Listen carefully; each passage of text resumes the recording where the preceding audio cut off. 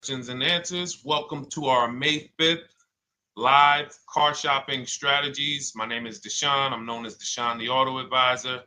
And over the next 60 to 90 minutes, I'm going to be sharing what we call the cars from home philosophy, the way you can shop, get bids, make your car buying simple, empower yourself, and guarantee that you did not leave any money on the table. We're going to talk about a lot of things you may not be familiar with.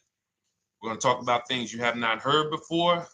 We're going to tear back some mindsets that the car business has programmed in us for their profit. And we're going to tear down those mindsets because they're costing us thousands and they're making the greediest dealers in this country thousands of dollars. And we're going to get rid of that. So this show is sponsored by my new digital book. It's called Cars from Home, 7 Steps to Saving Time, Money, and Avoiding Dealerships.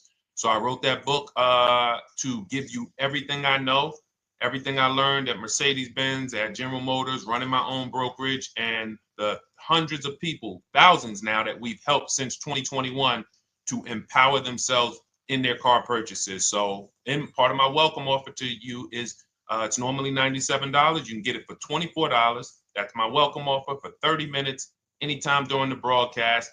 As we go, you can get yours in my TikTok bio, in my Instagram bio, the YouTube comments, and the Facebook comments. It's a 75% off discount as part of my welcome offer for those of you who take action. And you'll have everything we teach here for the rest of your life. And you'll be able to move the same way you're going to hear me move and the way a lot of people I'm going to show you guys are moving. So no questions off limits. Feel free to start typing your questions. We are live on Instagram, TikTok. Hang on. I got Instagram up here. My man Dolan is moderating, so we're going to try to pull in every single one of your questions. Again, this is our May 5th live. We are live. It is Monday, so let's get to the questions. Okay, we got some coming in already on TikTok, Dolan. I see it is what it is. I'm just going to pull that one. I need to do one on shady mechanic shops. You should. If that's your area of expertise, the public needs to know from someone who's an insider what is going on in mechanic shops. I'm sure they get a lot of value. If you guys want, it is what it is to launch a channel teaching people how to avoid shady mechanic sites, type ones in the chat so he can know that he should go ahead and do that. Or she. I can't see if you're a man or woman. But let's get some questions going. Yasoy Tommy, I see you on TikTok. Interested in leasing, but I know I will go over the mileage. I drive a lot. Well, here's what you do. Give you an example. I'm leasing right now. I've never needed more than a 15,000 mile per year lease. So all of my leases have been 12,000 miles. I've never needed more than a 15,000 mile per year lease. Now, sometimes, that was because my family worked a little further from where we lived. We got a 15,000 mile per year lease, but most of the time I'm getting 12 because that's what I need. That's what I use. Now I'm paying $499 a month for this $55,000 Infinity truck. I got a 1% lease on it. I got my bids, the way we teach at Cars from Home. We're big on multiple offers. That's the only way you're going to save the big money and guarantee you got all the money is to get multiple bids. We teach you how to do that. You can do it by phone too. If you want to try to do it by phone, God bless you. We do it through email. We do it through emails and templates, and that's what we do. But I'm paying $499 a month for 12,000 miles. Now, let's just say I needed 15,000 miles. I would have bumped that lease up, and instead of $499, I'd be paying probably $30 more. So call it $530. Now, let's say I'm a high mileage driver at 20,000 miles. That instead of $530, I would probably be paying $620. And there I got my 20,000 miles per year. So the key is, and this is what you'll hear, people will blame the leases for not understanding that they choose the mileage. The mileage is not selected for you unless you go into a dealer and say, hey, work me up a lease. And then they're going to choose the mileage, probably give you 10,000 miles per year, and then try to close you on that. But that's not the way we shop. We're going to shop and we're going to adjust our miles based on what we need. So if I needed 20,000 miles per year, I would probably be paying $620 instead of $499. If I needed 25,000 miles per year, I would probably be paying $680. So I'm just paying, we get what we need and we enjoy our leases. because when we buy these cars and we drive ridiculous miles, we depreciate our cars, we destroy the value, and then we still have a loan on it in a lot of cases for a vehicle that we have destroyed the value in because we put 60,000 miles on it in 3 years. So our loan is moving very slow, but our vehicle's value is dropping through the ground very fast, which is typically how we end up with $15,000, $20,000, $25,000 in negative equity. I used to see it all the time in dealerships, especially when I was in when Uber took off. When Uber took off, year later, 2 years later, 3 years later, we had tons of people coming in with Hondas, coming in with various cars that had 200,000 miles on them, but they still had 3 and 4 year loans left. And, that's just a recipe for disaster. That's a recipe for disaster. So you should not be leasing, though, if you keep your cars 8 years. Some of you familiar with the 8-year rule, you understand. Everyone should not be leasing. I want to make that clear. Some people say, Deshone, you believe everyone should be leasing? No, I don't. If you are not keeping your cars 8 years, then you should be shopping for below market leases. Don't forget those 2 words, below market leases. Because if you're paying what everyone else is paying for their leases, it's not going to make sense. Some of these strategies are not going to make sense. You need to be getting below market leases. And the way we do that is to comparison shop, get multiple offers from dealers, have them compete for our business, and then we get these leases that no one else can get. Great question. So what if I go over 20,000 miles? What do you recommend doing? You choose your mileage wisely. In my book, I have a section called Choosing Your Mileage Wisely. The whole key with leasing is to scope out the mileage you're going to use, and that's what you shop for. If you know you're going to do 25,000 miles that year, you would do 25,000 miles on your lease. But you don't shop this way. We always shop with 12. A problem with leasing is once again, you go into the dealership, you say, work me up a lease. They're going to work you up what they want. They're going to say, hey, put 5,000 down. Who's had that happen? You go and you look for a lease and they tell you how much money you need to put down. Type me if you've had that happen. And again, welcome to everybody. This is our May 5th live. It's Monday, May 5th. Whether you're watching this today or you're watching this later today, because we will be rerunning this for those who couldn't make the show. Tell your friend they can catch it on our channels. But this is our live show. We're live every single Monday through Thursday at 12 noon. So you'll see people who will go and get blessed transition. You've had this happen. This is what you go in. They work you up a lease. Here, you need 3,000 down. Yeah, you need 3,000 plus your taxes and fees. What do you want to do? So that's them customizing our leases. We never want to do this. We want to customize our lease and run it like this, a template. All your leases you get with, ready? 12,000 miles per year. First month's payment only due at signing. That's it. 12,000 miles per year. First month's payment only due at signing.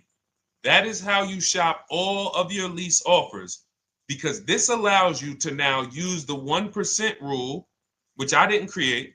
A lot of lease savvy people know about the 1% rule, where your MSRP, I'm going to just show an example of an MSRP, the price on the window sticker. Every lease is going to be brand new, guys, or either close to it.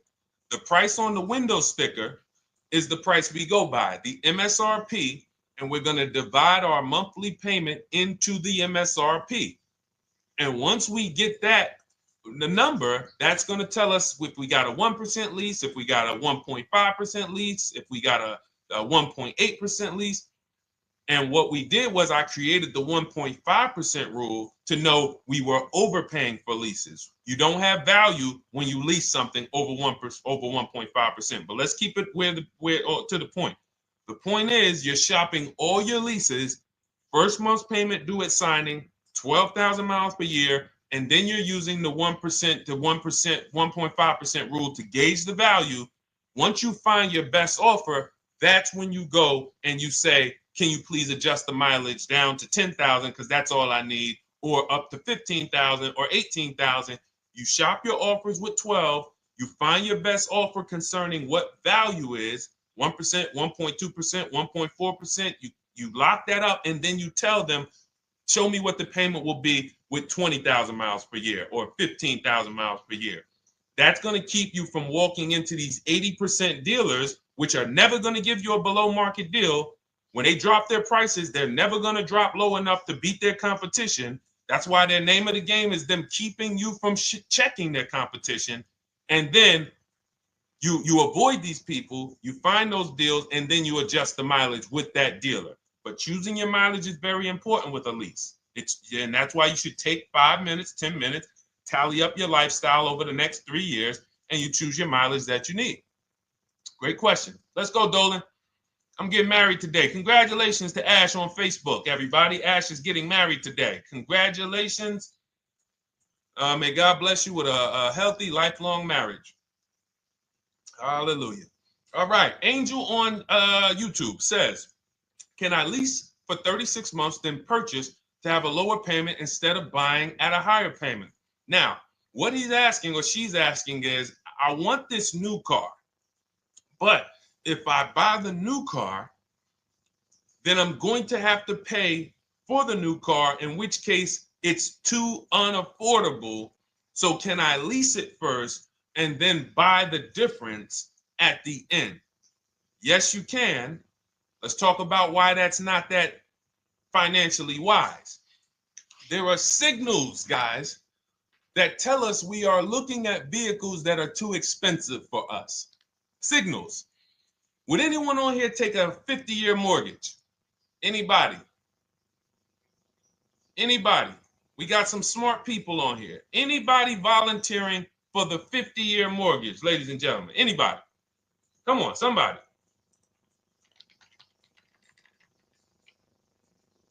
No, why not? Why not? Why is everybody saying no to the 50-year mortgage?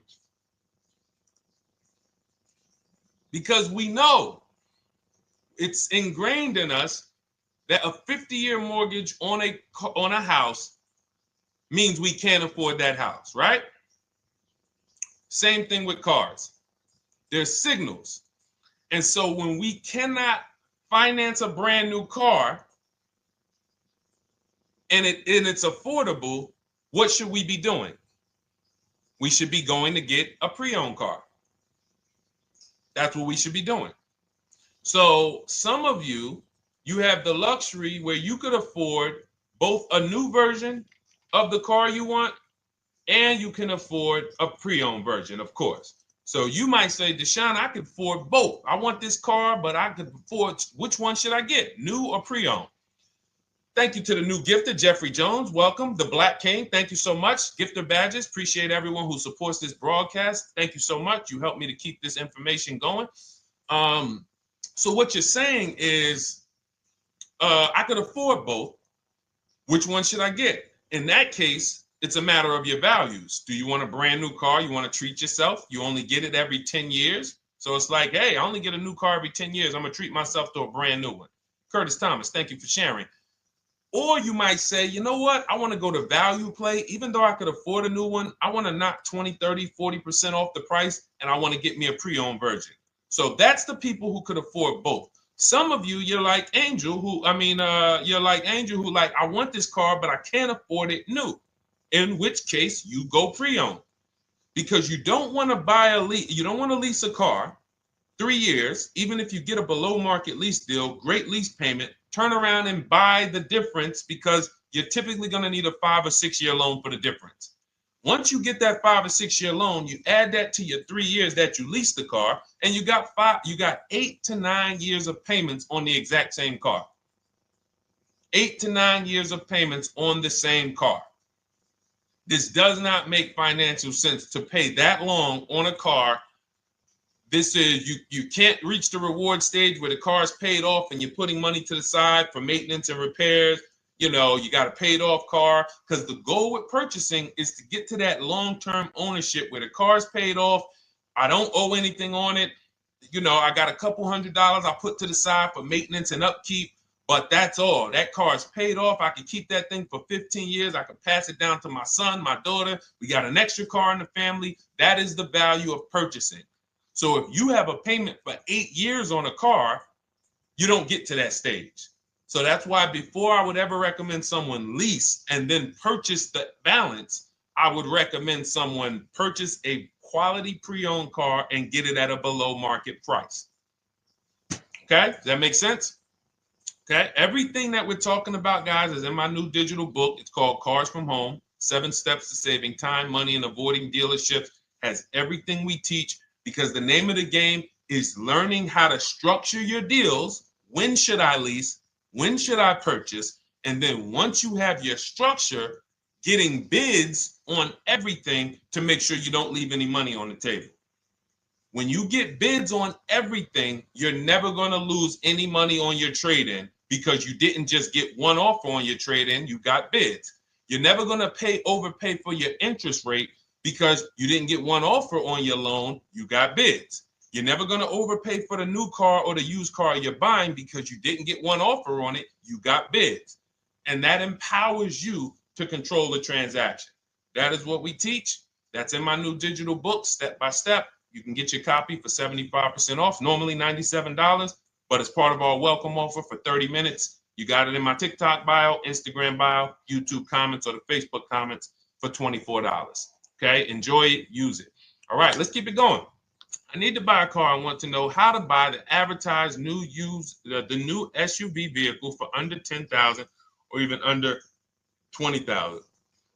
I don't really understand the question. Let me read it again. I need to buy a car, and I want to know how to buy the advertised new vehicle for under $10,000 or even under $20,000. Are you saying that's the discount you're looking for, or are you saying that is my budget? Please let me know. I don't quite understand. Go ahead to the next one, Dolan.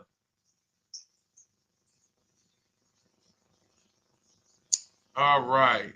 If the Carfax report only has service maintenance, is it okay to purchase?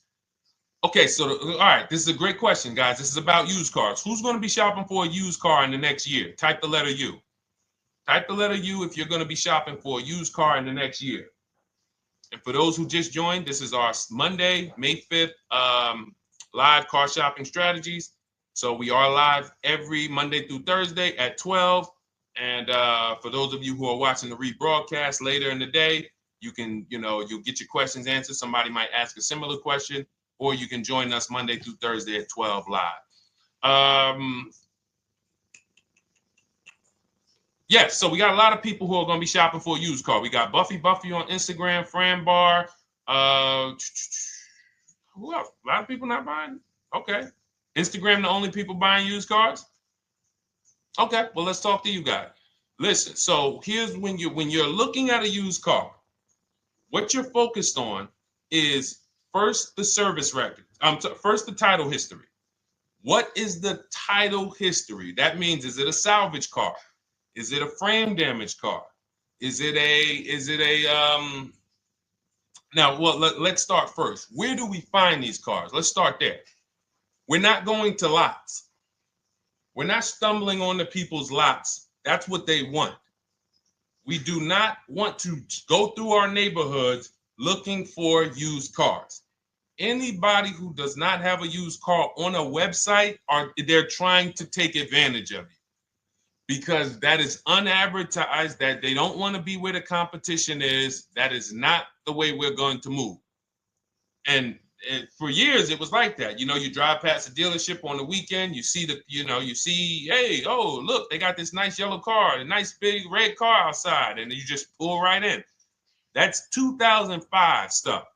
Now, every used car, we need to be able to compare it to the whole market, which means we need to see it on a website, on a marketplace. So we're opening up, this is called my multiple marketplace strategy.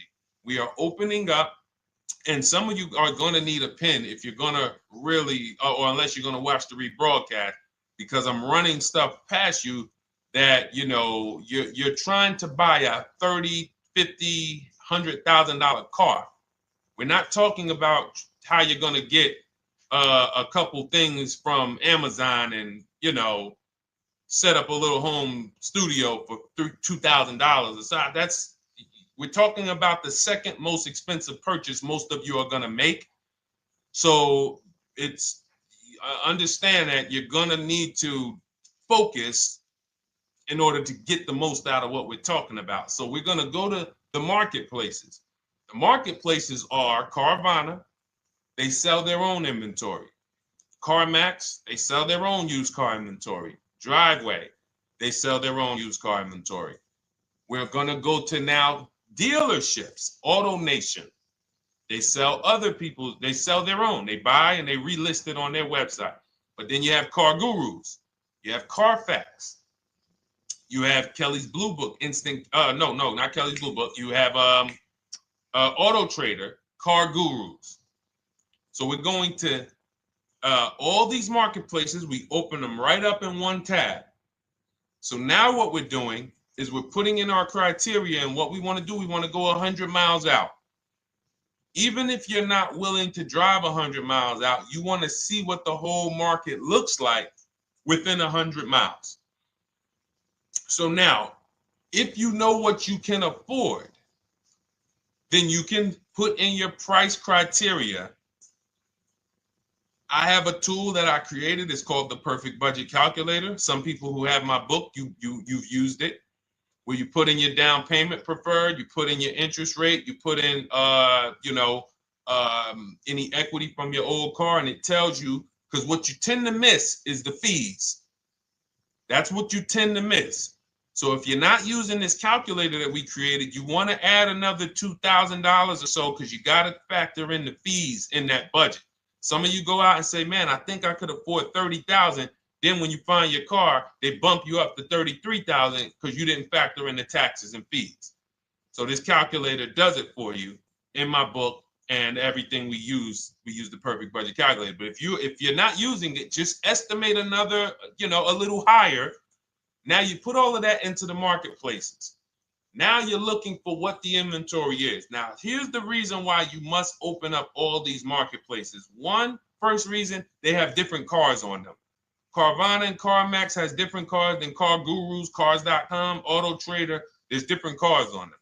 Another reason we need to open it up is because sometimes you'll see one car here on Car Gurus for $31,000, and then you'll see that on Auto Trader they marked it down $2,000. It's $29,000. And you're like, wait, why the heck is it lower? This is the same car.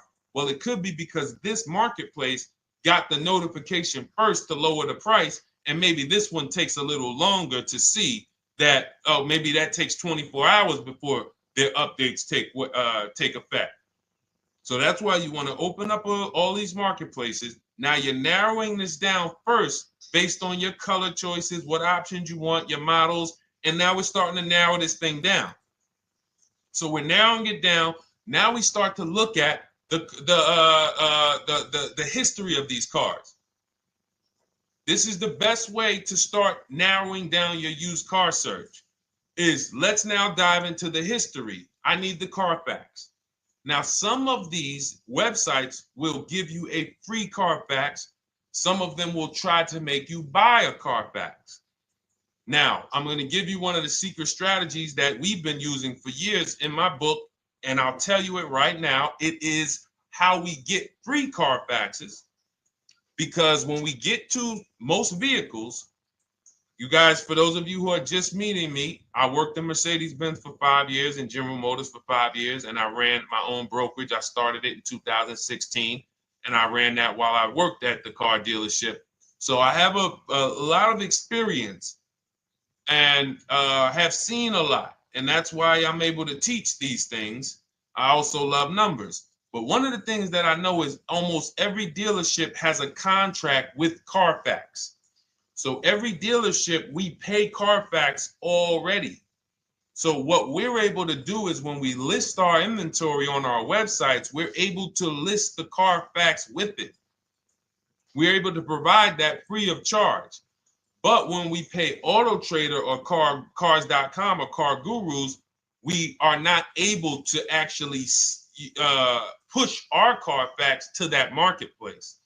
But if you come to our website and you find the vehicle on our website, most times you will find the Carfax for free. That is what we have been doing for years. So that now we have the Carfax, because the Carfax is the only way we can see those service records right now, because we've already narrowed it down based on, first thing we're doing is we're looking at title history, frame damage, salvage title, rebuilt title, total loss. That's the type of vehicle. The next thing we're doing to narrow it down, which is where many of you get in trouble, is you're looking at the service records. Skipping service records, buying used cars without seeing service records is disaster. The biggest indicator on if a vehicle was taken care of is what is on those service records. And if you can't see those service records, then I would not buy the car. Somebody say, oh, I'm changed the oil myself. If you don't have proof that you have changed the oil yourself, I cannot see it. I cannot see that you have maintenance this car, and that's a turnoff for me. Because now when you drive that car a year later, 2 years later, things start happening. You have no one to blame but yourself. Now the regret kicks in. Man, I knew I shouldn't have got this. But chances are, if you find a quality vehicle and you see service records on that previous owner's report, that's going to lead to a quality experience. Okay, so that's pretty much how the initial part of our multiple marketplace strategy. As you can see, we have this to a science. Nothing that we're doing is by chance. Nothing we're doing is on a whim. That is it. But let's go to some more questions. And I think the biggest thing I want everyone to understand so far is that we don't wing anything in this process. There's nothing, everything that I'm teaching you is going to be out of our systems. Now, some of you have different learning styles. So let's address this. Again, welcome to our May 5th, Monday, May 5th live. We're live Monday through Thursdays at 12 noon. And we rebroadcast this for those who couldn't make it. You can share this with your family. Tell them, hey, visit Deshone the Auto Advisor's channel. He did a great show earlier. He answered some questions that everyone had. You can watch the broadcast all through the rest of the day. Now, but we're live every week, but we're live right now. So now the biggest, some of your learning style is different. What we teach is we have the ultimate do-it-yourself guide. This book is rated 5 stars. Thank you to everyone who's rated it on Goodreads. Just pull it up right here. For those of you who are actually on Instagram or YouTube, TikTok, you won't be able to see this right now. But the book is rated 5 stars. We appreciate you. And this is the ultimate do-it-yourself guide, whether you're new cars, used cars, leases, bad credit, how to make banks bid for your financing, high mileage driving. It's all in there, step by step. And it's a digital book, so you don't have to wait for it. As soon as you get and hopefully you get there before the 30 minutes, so you get your copy for the $24 instead of the $97. That's our welcome offer. But that's your do-it-yourself guide. Some of you, you're a do-it-with-you person, and that's Shop with Deshone. You like videos instead of reading. You want coaching. You want support. You want a community. We have 1,600 people in our Facebook group. That's our Shop with Deshone. We've had 2,200, almost 2,300 people come before you. When you see me share people like Zafrina and like Melissa and Sheree, Ken, all of these people who are, they're showing their car deals that they got. Look, took me about 30 days. He went through, past Friday, locked down 2 vehicles, 2 Yukon 2025. Said he dropped he said, look, sold the BMW. They dropped the price down to 70 grand. So they took off like 5,200 for him. These are all people who are in the Shop with Deshone. Their learning style is they prefer videos. They prefer, coaching with me. But again, it's the same information. So I want to be clear. It's just your learning style. So if you are like Deshone, give me the blueprint and I will run this thing. That you're going to be like the people who send, like Marie. Marie just wanted to let you know she got our book. Using the book, I saved over $13,000 off MSRP. Now, here's where the feelings get hurt. And this is not my intention. But some of you have these same vehicles that you're going to see me sharing that our people get. And when you see what they paid for them and what they're getting off of them, you're going to see, wow, I did not get that. I did not get that type of discount. So all of you who have this 2025 GLC coupe fully loaded, she said they took $13,000 off MSRP. She got her bids from home, got my payment to be hundreds lower per month, maintenance included, no money down. We are masters at no money down deals. You should not be putting money into these cars unless you intend to keep them for 10 years and you got a great price already. You got a huge discount already. You should not be putting money into these cars. I have never done more than $1,500 out of my pocket for any lease. And when my car that I bought, I put money down on that because I bought it to keep it. But everything else, we are shopping with no money down. So you're going to see that a lot. So again, depending on your learning style, you can head to my bios and to the comment sections, open the Cars from Home Toolkit, Shop with Deshone might be right for you. I don't care how you get the information as long as you are saving the money. I don't care. If you could do it with a $24 book, do it with the book. I would rather you say, man, this guy Deshone helped me. I bought his book. I got it on the sale because he did the welcome offer for $24. And man, I done got 4, 5, 6 cars using this thing. And all I paid was $24. Congratulations. I will celebrate that. I wish that for everyone, but that's not everyone's learning style. So, okay, Dolan, let's keep it going. I'm sure we got a lot more questions coming in. Molly from Facebook, great to see you. Needed to be here. Well, I'm glad. I just ordered a new vehicle last week, expected to arrive in 3 months. I need a breakdown of how to get out if the options they want, get out of the options they want to the MSRP. Well, first of all, what you want to do is you want to get bids now. You do not want to wait. Those of you, she's ordered a car. She's scheduled to be here in 3 months, and she has not locked in her pricing. Now, the reason when we order a car, we are always getting our bids first because the closer your car comes to arrival, the less leverage you have. They know once that car comes in there, she's been waiting for 3 months. She is not going to want to walk away from this car. She is not going to want to do this all over again. And they're going to probably take a shot and say, or if you look for a discount at that point, you probably are going to be like, no, I'm sorry, we can't give it to you. So what we're going to do is we have to now send that request out. Now, there's 2 ways for you guys to do this, whether you're leasing or purchasing new cars. 2 ways for you to do this. You can do it your way, which is calling around. Calling around, not going into dealers, calling around, ask for sales managers, try to get yourself at least 5 offers. Because the only way you're going to see how overpriced the offers are is to actually get multiple offers. So I'll give you an example. I'm showing you guys on the screen what a market report looks like. So we also have a division. We shop for people's new cars and their leases if they have good credit. So when you see, oh, I tried to pull it up. It's not loading. So what you're going to see, and some of you who've used our stuff, you can testify to this. There is a huge spread between the best price and the worst price. Huge spread. So in order for you to know you actually got the best price, you need to see 4 other offers that are higher. I'm going to say that again. Thank you to all the gifters on TikTok. Thank you, Jeffrey Jones. Appreciate it. You need to see other offers that are higher. So let's go back to my car. This dealer who won the bid for my Infinity truck saved me over $8,000. Now, he said to me when I was making the deal with him, he said he knew that I was not going to find a better offer because he had used a special coupon he had to apply towards the deal. He needed the deal that month, and that's why he won the bid.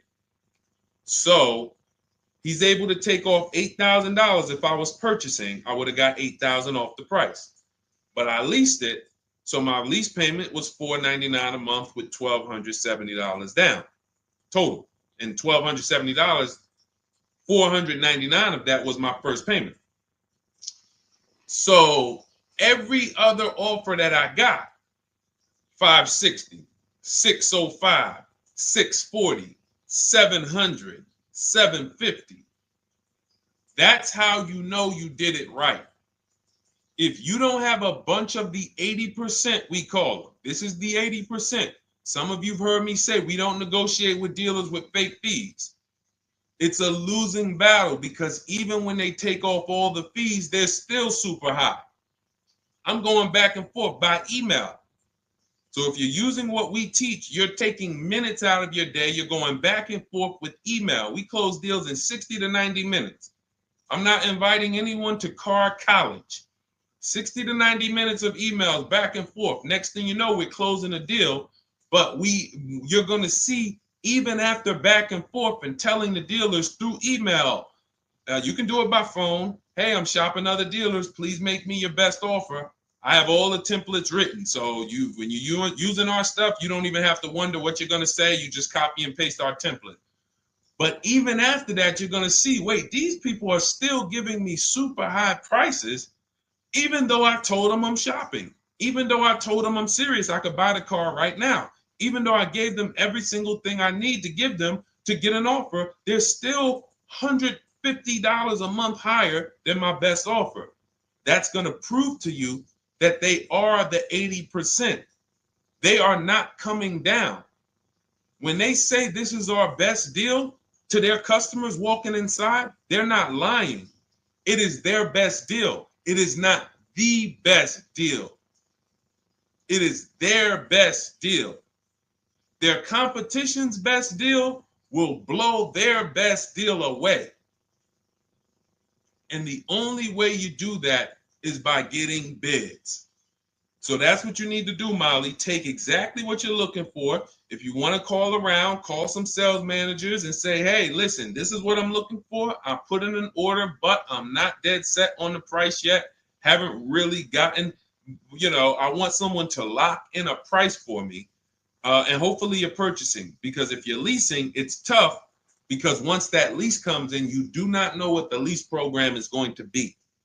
So if the lease program is bad, then you could find yourself jammed up. Now, here's what we try to do to prevent that. It's not always possible.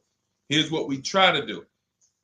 Once you have found the best dealer who's won the bid, now what you're going to do is say, based on this price that you're selling me the car for, can you give me a lease estimate now? So let's say I'm ordering this Infiniti. I shop around, I find a dealer who says, all right, Deshone, I'll place the order. I'll take $6,000 off list price for you if you do the business with me. Perfect. Can you give me a lease quote based on that now? I know this is not the vehicle. My vehicle's coming, but can I get some type of an estimate of what it would be? And then I look at that, and if it's affordable, now I place my order. But I'm not placing an order for a lease blind, not knowing what my payment's going to be when that car gets here. Okay? Does that make sense? I know I may be typing, this is heavy. That's why I told you guys, when you're here with us in car buying, below market car buying strategies, this is like short 60 to 90 minute master classes. This is not lives where I'm showing you how to make macaroni and cheese and turkey and like, okay, yeah, you got your music playing in the background. Hey, listen, all right, what I need? Oh, hand me the Sazon. No, you could do multiple things. This is heavy finance talk for 60 to 90 minutes, and it will change your life.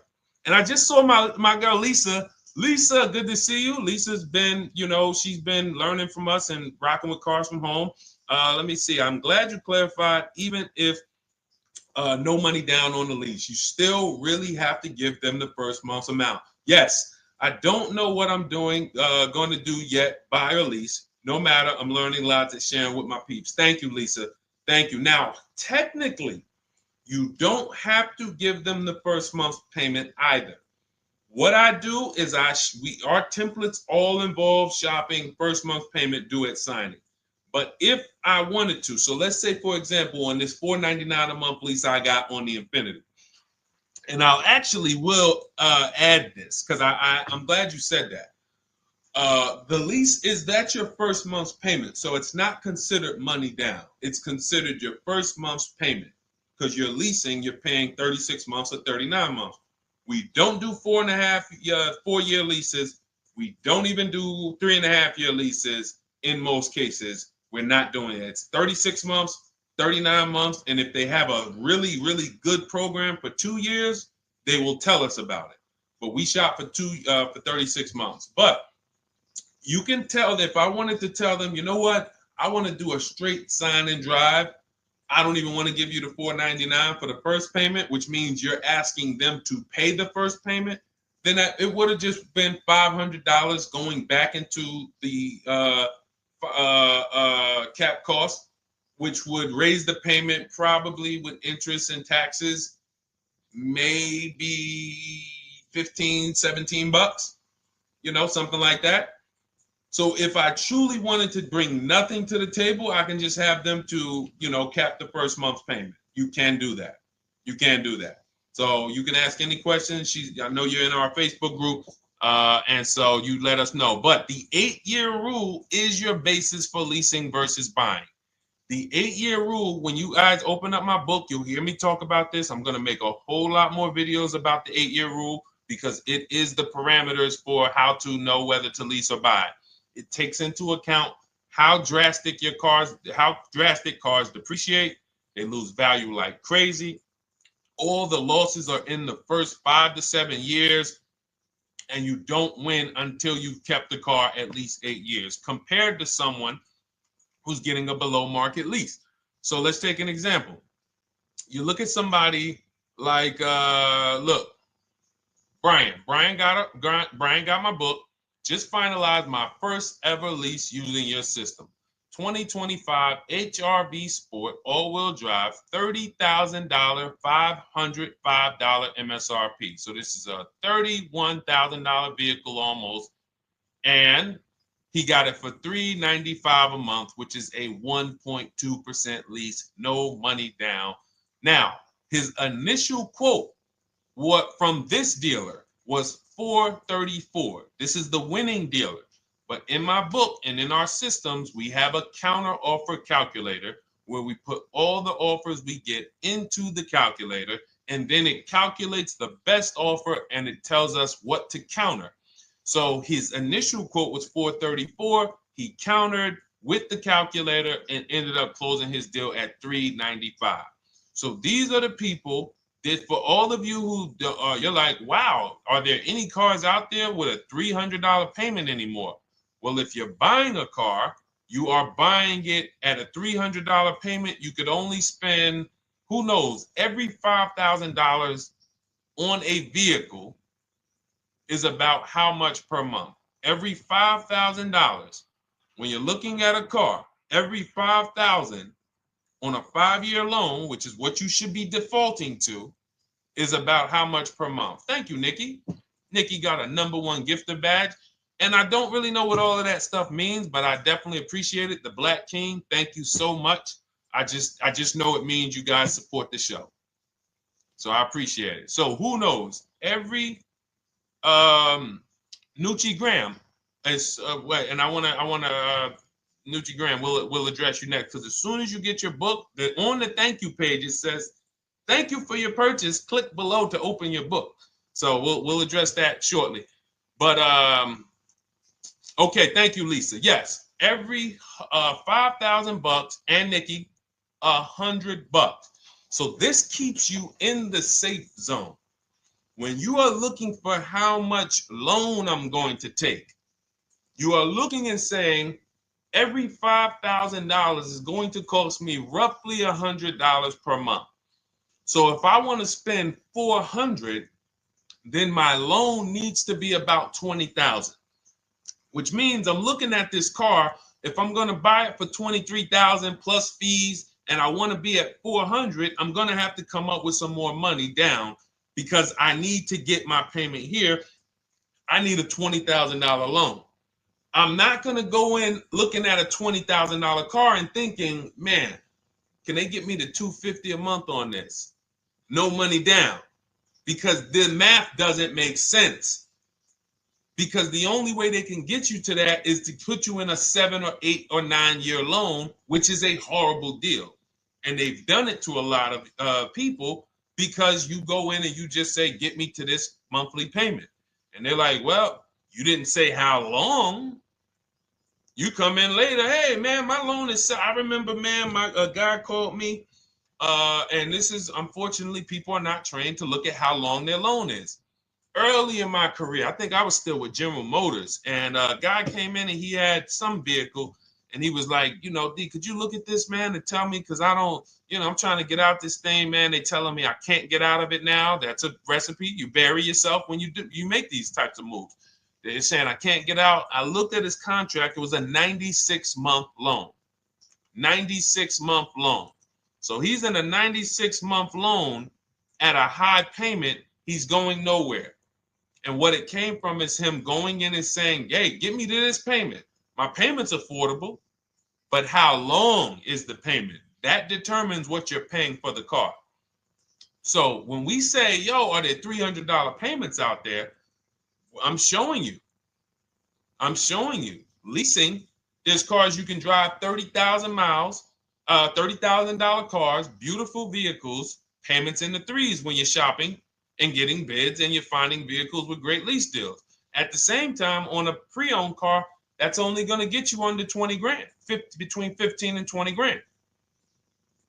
So it's about getting the most for your money. And getting the most for your money, you must take into account the 8-year rule. If I'm not keeping a car 8 years, I should be shopping for a below market lease. I'm not tying up any of my money in this car because I'm not keeping it long enough to have all of that money benefit me. Does that make sense?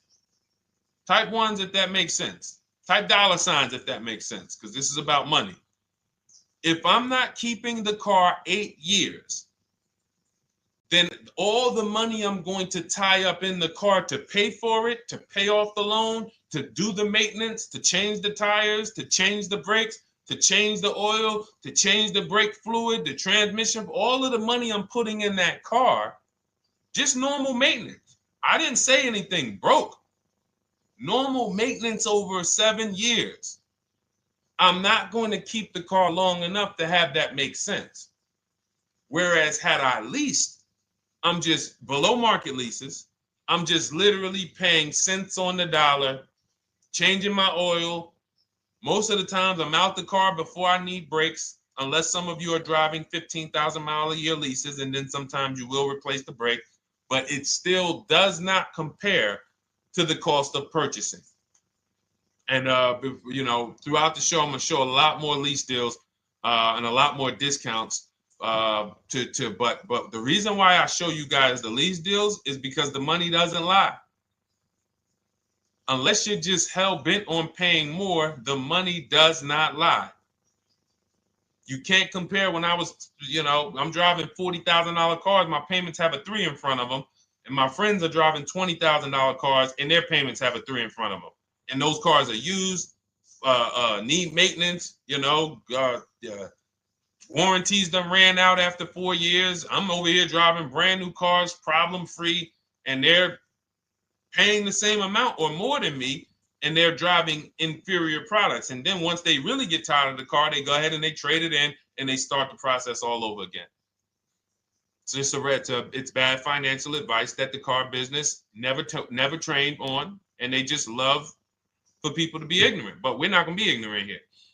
All right, Dolan, let's keep it going. By the way, all of you who just joined, this is our Monday, May 5th live. We are live every Monday through Thursday at noon. So for those of you who may be watching the rebroadcast, we rebroadcast the show all through the day. So for those who missed the show, you can either, you know, or some of you want to tell your friends, oh, hey, you're shopping for a car, go watch this show. And we'll rebroadcast this show all through the day. And we rebroadcast all the episodes through the weekend. So for those of you who didn't have time, you're like, man, I want to catch up on all the shows, all the questions that were asked. We'll rebroadcast those through the weekend. But we are live every Monday through Thursday between 12 and usually 1:30. You can have your friends and family tap in. You can bring your questions, and we try to get to as many as we can. All right, Dolan, let's keep it moving. Let's get to some more. What are the companies for loans? Well, there's a lot of them. First thing you want to do is, so we teach something called the bank bidding war. This is a question, because here's my question to you guys. Where do you get your car loans from? Here's my question to you. And I'm going to tell you how we should change the answer, because I know what some of your answers are going to be. Where do you get your car loan from? Some of you are going to say my bank. Some of you are going to say the credit union. Some of you are going to say the dealership. But all of those are not the answers we want to go with anymore. Here's the answer. You got it, Nikki. I love Nikki. Whoever gives me the best rate. That is going to be the answer moving forward. If you're using what we're teaching, that's your answer.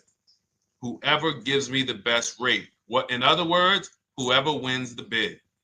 So what we're doing is we are not just going to our credit union and having them run our credit, give us a rate, and now we going out and we're shopping with a check in hand and we're shopping with our back against the wall because the bank says, well, hey, you know, your pre-approval expires May 17th, so you hurry up and find a car or you're going to have to come back and run your credit again. Now we're over here and our bank is putting our back against the wall. That's ridiculous. So what we do is we use what you should do is you should look at the average interest rate. If you have average credit, look at the average interest rate, and then you use that to budget. Again, I have a calculator that we invented. It's a proprietary calculator. You can't find it on Google. It's in my book. It's in our course, Shop with Deshone, in our checklist, our video checklist.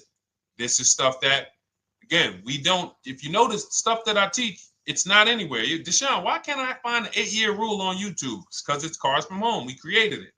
I can't find the 1.5% rule. No one else teaches that because it's our intellectual property. We created it.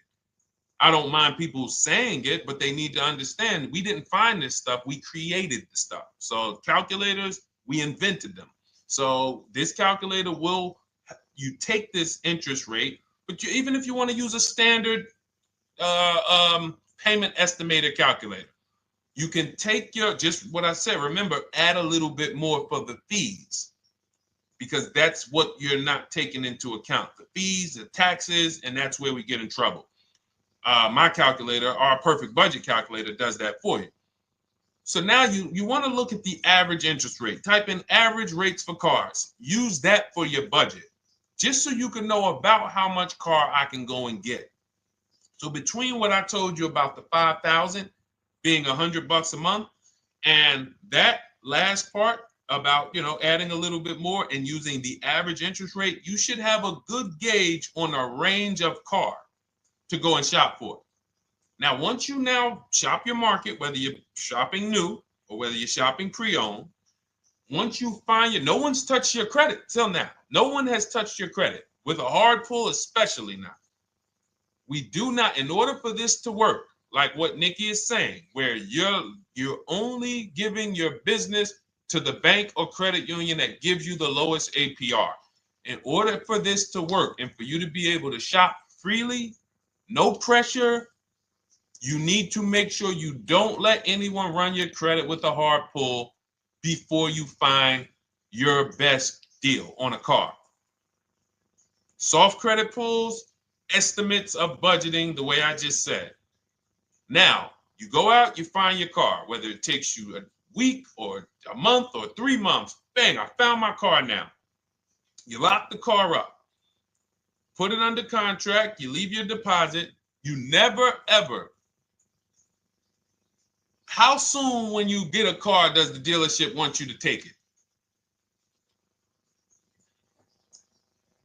I like asking questions like this because we can prove how predictable most of the car business is. How soon after you purchase a car does the dealership want you to take it? Thank you, Janae. Immediately. Now, the reason for that is, there's various reasons. There's various reasons. Right then and there, Molly, yes. But what I want you guys to focus on is what you lose by taking it right then and there. You lose the ability to shop the interest rates.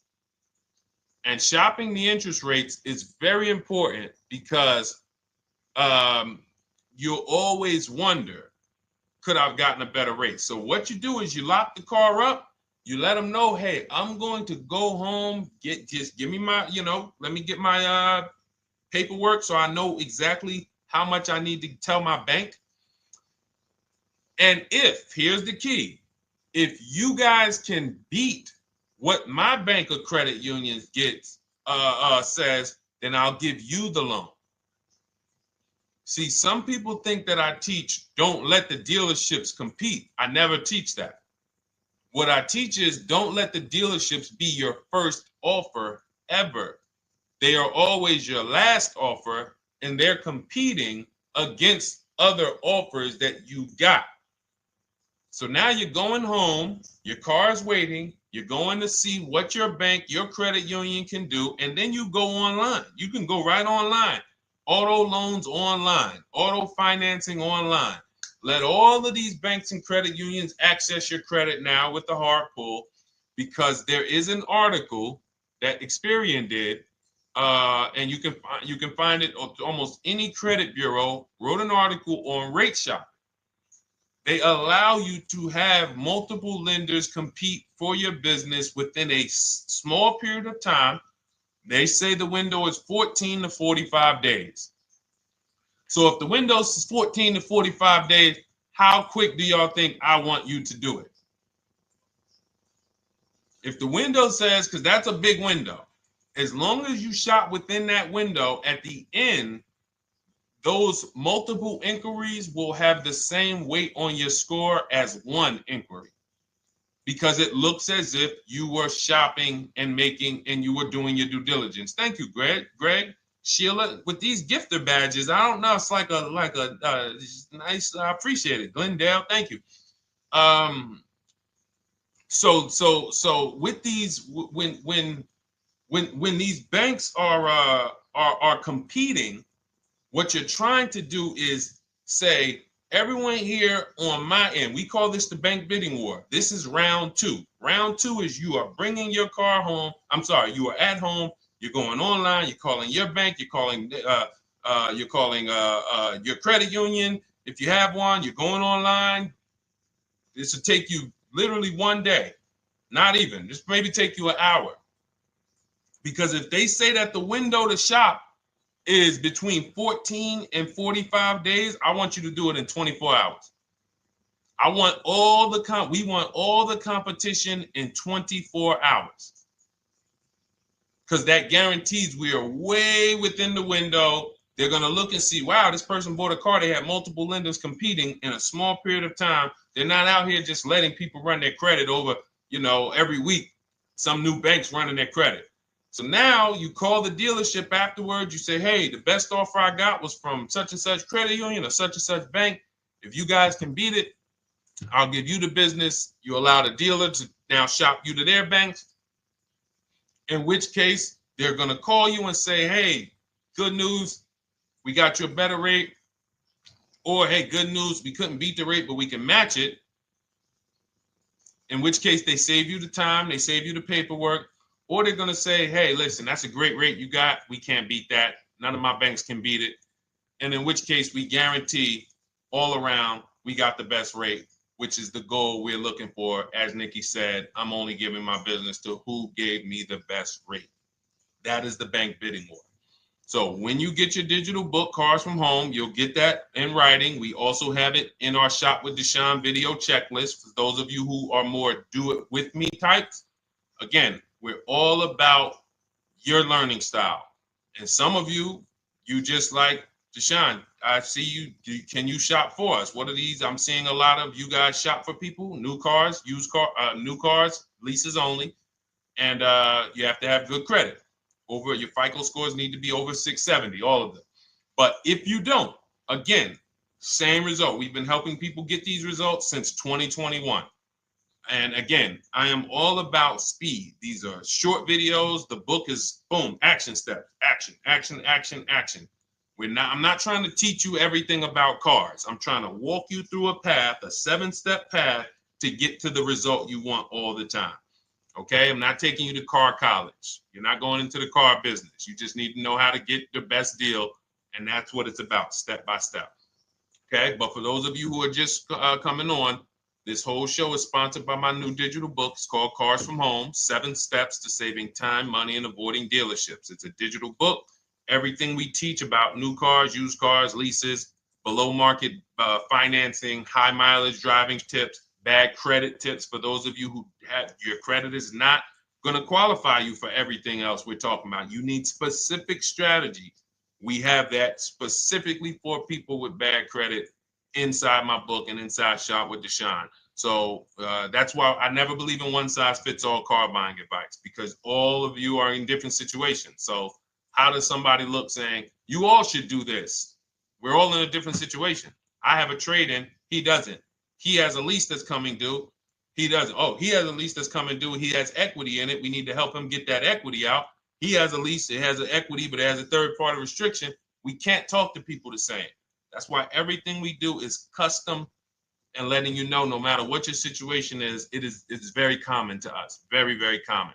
So, all right, let's keep it going. We got some more time, Dolan. Pull them up. More questions. All right, yeah, I see we got a couple more coming in on TikTok. How do I get the book? Well, the book is in my TikTok bio. In my Instagram bio, there's a website there. It's Cars from Home Toolkit.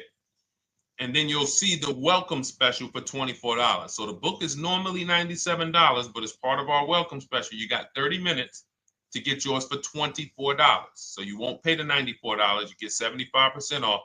We also have a link for you guys on Facebook and YouTube in the comment section so you can get your copy.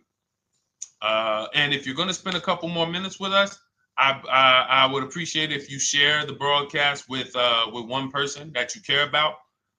So that can help, we can help get this information out and we can help change lives. If you didn't receive your ebook, well, first of all, as soon as you purchase your book, you're going to see a thank you page. It says, thank you, screenshot this page. And then it says below, click the link below to open your book.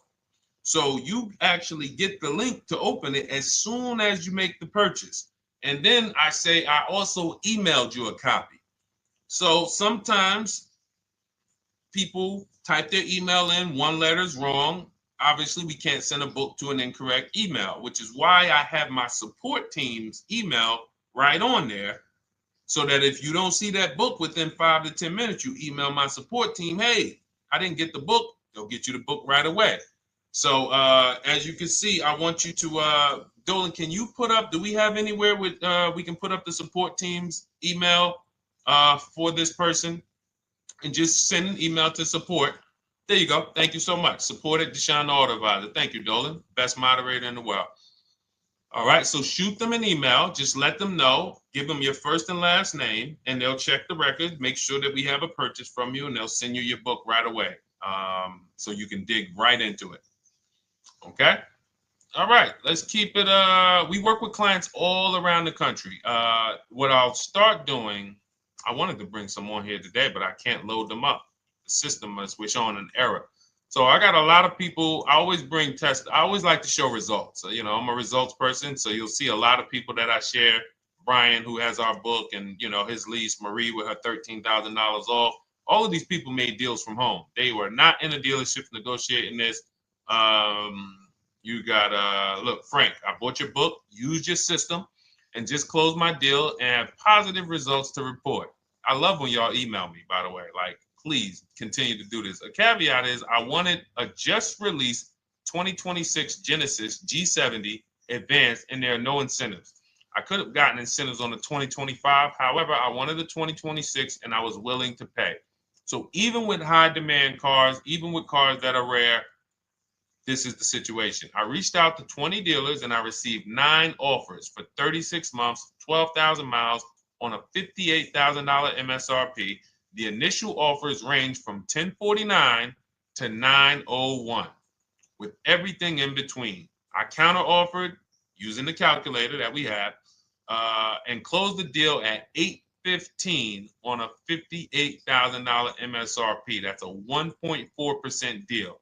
Now, mind you, that on a vehicle on a 2026 with no incentives, which means every bit of that was the dealer taking off money for him. He probably had to get at least $5-6 grand off to have that deal come in the 8s, when other dealers were quoting him 9 up to 10 and, you know, mid $1,000 range.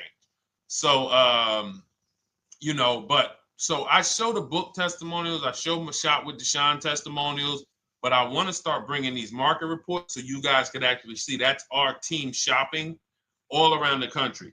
And that allows us to stay, we're able to just stay on top of the market, like from state to state. It proves like this stuff is not, oh, if you're in New Jersey, the deals are better. Hey, if you're in Florida, the deals are better. If it's California, we don't have deals out here. All of this stuff is not true. And thank God we have people using the Cars from Home systems, be it by book or be it by our video checklist, or be it us shopping for people all around the country where we can tell you beyond a shadow of a doubt. I can show you market reports from Texas, from Oklahoma, from South Dakota. We did a deal for a Mazda, a South Dakota deal, Nebraska, California, Florida, Georgia. We're shopping for people all around the country. And there's great deals everywhere in the country when you know how to make dealers bid. Because you're always going to find that 20% dealer who just wants to beat their competition.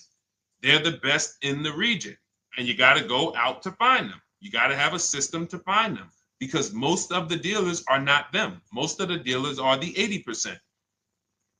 That's just the way it works. It's a numbers game. And the 80% are very expensive. And when you walk into the 80%, they'll go down. You're like, oh man, all right, can you take off? Can you get me down? Like, yeah, man, you're like $150 a month higher than where I could be, my max. And they go back and forth. They're like, man, I could take off $50 a month.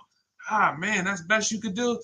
And then next thing you know, you get down to 100. Yeah, all right, we'll take off $100 a month. And you're like, all right, I guess I'll take that. You don't realize that a 20% dealer, not only were they nowhere near your max budget, they were $100 less than your max. You're talking to the 80%. The 80%, when they come down, they're still here. The 20% are here. So you're over here with an 80% dealer walking into these dealers. 8 out of 10 dealers over here are 80% dealers. So y'all talking them down like this, and y'all thinking we winning. Oh, I talked them down to this. Meanwhile, the 20% dealers are here. 20% dealers will launch a bid. We gotta cut. Oh man, if this thing wasn't broken, tomorrow's show, I'm gonna bring on a lot more market reports. We got dealers who come right out. We getting offers 700, 790, 820. Dealer come right out 650. Boom, blow everybody away.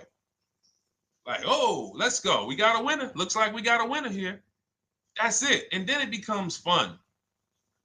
As you can see, this is fun for us. When you change the way we shop, you shop and you start to you're going to be the prize.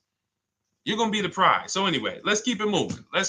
For those of you who have gotten your book, I look forward to you using it, empowering yourself, having these same results. For those who didn't know about the book, it is a digital book. You can get your copy for 75% off for 30 minutes in my TikTok bio, my Instagram bio, the YouTube comments, and the Facebook comment.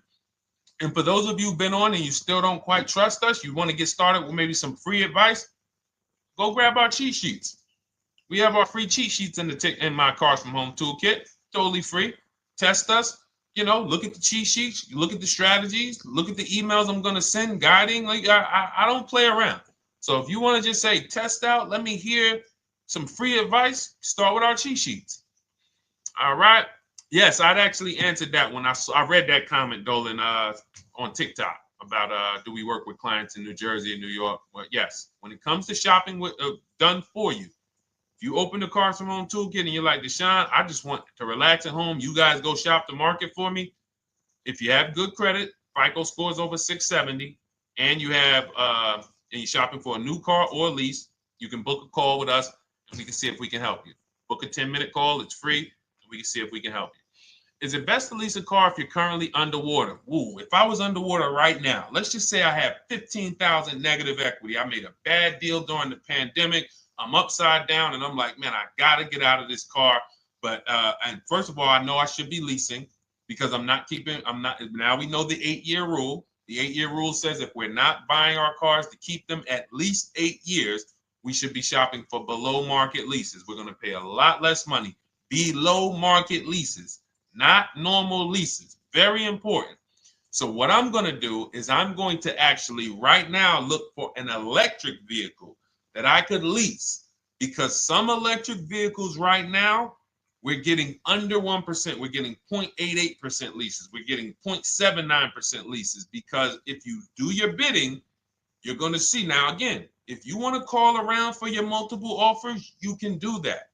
I'd rather you call around than to do what you've been doing. I'd rather you, with your new cars and your leases, call around before you walk. That's better than what you've been doing. But if you're like, Deshone, I don't want to talk. I don't want to wonder what I'm going to say. I just want to copy and paste. That's the Cars from Home way. Either way, you get your 5 offers, and you're going to see now, my best offer on this $40,000 electric car might be $320 a month. So I'm now driving a $40,000 car. If I didn't have my negative equity, then I would be driving it for $320. But now I got to bring this negative equity over. Now, the reason why you want to look at these electric cars for this is because if you try to bring a bunch of negative equity over, what ends up happening is you're now messing up the loan to value ratios, and the bank won't approve it. So you might go in and look at a $40,000 car, and now you bring this 15 grand of negative equity, and the bank is saying, we're not going to loan $55,000 on a $40,000 car. We're not doing that. So that's when they'll say, some of you may have heard this before, you have to put money down. They'll say, we can't get you approved unless you can put $3,000 down, $5,000 down. You have too much negative equity, and the bank is not going to approve it all. But when you get your bids on some of these electric cars, you're going to get $10,000, $15,000 off. And this is specifically what I would be looking for. I would be looking for the electric vehicle that when I get my bids, I'm saving 15 to 18 to 20 grand off. And if you guys don't think that's possible, you haven't been here for long. You know, this is Milligan. She bought her Mercedes EQE last year. She literally, MSRP of her car was $79,245. She got almost $30,000 off the vehicle. Almost $30,000 off the vehicle. $51,359 is her price. $79,000 vehicle. She got it after rebates, after discounts, after everything. $51,359.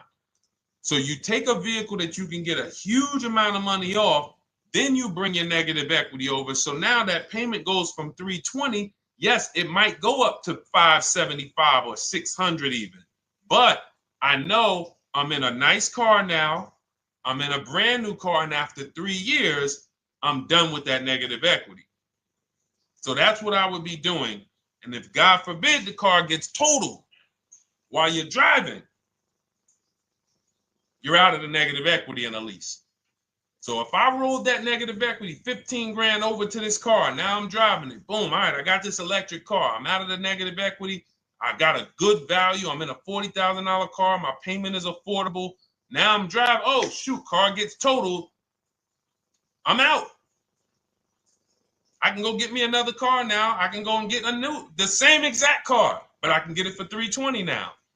So, you know, that actually is the reason why people commit insurance fraud and total their cars or get them stolen intentionally. But no, that's just something to keep in mind. Something to keep in mind. Because most of you, when you start leasing, you're going to see that was my reason for negative equity. That was my reason I kept having negative equity, is because I wasn't leasing. And that was the reason I was paying more money for cars than I should have, because I wasn't leasing. And again, the key is getting below market leases. You walk into a dealership and say, work me up a lease, you're not going to have these payments that, you know, we're talking about here. It has to be below market leases. That comes through multiple offers. Only way. All right, let's keep it going. A lot more questions. No gap then. Is that your first time leasing? Well, no, we'll get to that. I see it's a little conversation happening on TikTok over here. By the way, everyone, this is our Monday, May 5th live. We're live Monday through Thursday. Tell your friends, please. I would love for those of you who are going to keep joining us to see some friends tomorrow, family members tomorrow, co-workers. When you are at work, when you're talking to people, if they say they're car shopping, I would love for you to invite them to our live shows Monday through Thursday at 12. And if they couldn't make the show, we will rebroadcast each episode for the rest of the day. So after today, after we end the show, if you guys want to refresh on some things or you want to whatever, you want to send people, we will rebroadcast this episode for the rest of the day. And then on the weekends, we put together a weekly compilation. We broadcast them all just for the people who couldn't make the live shows. But every Monday through Thursday, we are here. And yes, happy Cinco de Mayo to you too, Nikki, and to everyone who celebrates. All right, what do you think about waiting till December month, mid-month to buy a vehicle? I do not. Dealers need cars to sell before that. It's a myth. All right, we're going to dispel a myth, okay? When have we been taught that the best time to buy a car is? Thank you to everyone running up the likes on TikTok. We're at 3,400 likes. Every time you hear something you like, you double tap the screen. That makes a big difference. It sends a message to TikTok that we're doing something good over here. Okay, end of the month. Yes, sweet now. End of the month. So we're gonna peel, like I told you guys when we started the broadcast, right? We are gonna, yes, Molly, last day of the month, right? So this is what we have been taught. Last day of the month, come on in. That's where your deals are, right? Let's look at this logically. As a former car salesperson, the times where where I saw the dealer or myself being the most desperate was the times where we did not have a lot of customers. Sometimes you look up, it's the 10th of the month. They call us into a sales meeting. They say, hey, guys, we got to sell 200 new cars this month. We are only at 40. We are way behind. We are tracking way behind. Call anyone you know who's a real customer. We are entertaining every reasonable offer. Now, you've been taught there's a group of people that we know are coming at the end of the month. There's a group of people that we know that last weekend they're going to rush. But there's no desperation there from us because we know they're coming. So we look and say, I'm much more desperate at various times throughout the month than I will be at the end of the month. Because think about it. Every time you go into the dealership at the end of the month, is it dead or busy? You go into the dealership most of the time at the end of the month, is it dead or busy?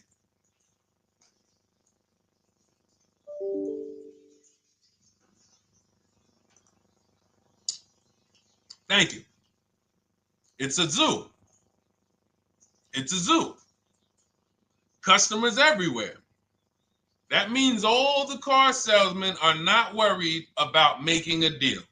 In fact, they're looking at you and saying, hey, Molly, thank you. Listen, I know you, look, I know the payment's $780 a month. I know you said you wanted to be at $499, but, we've been going back and forth. Can you work your way up, get closer to the $780?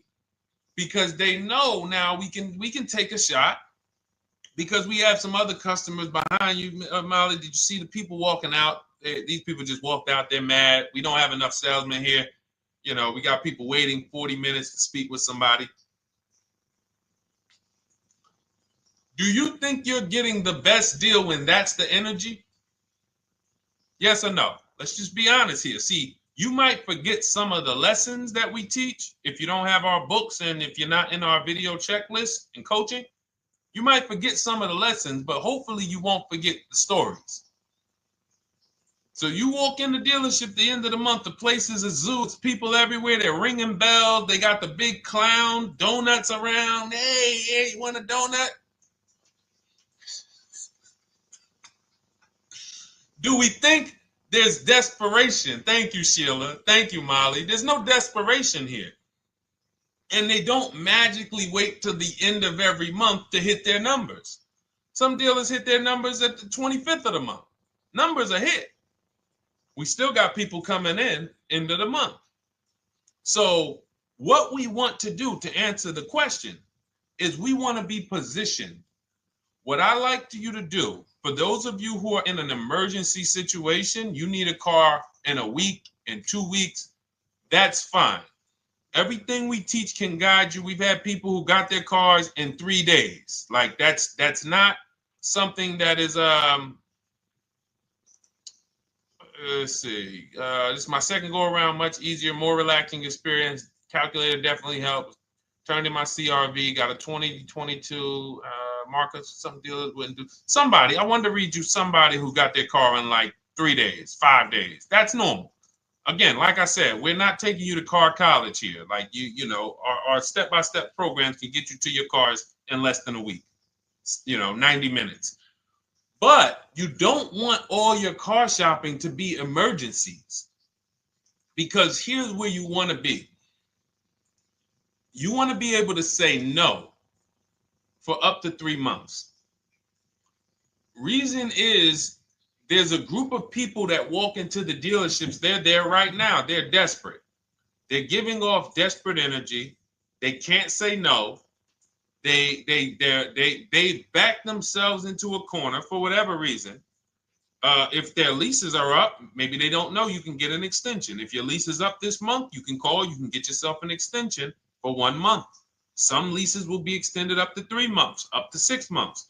Those of you who have cars and you're like, Deshone, I'm shopping for a new car, but I don't need it.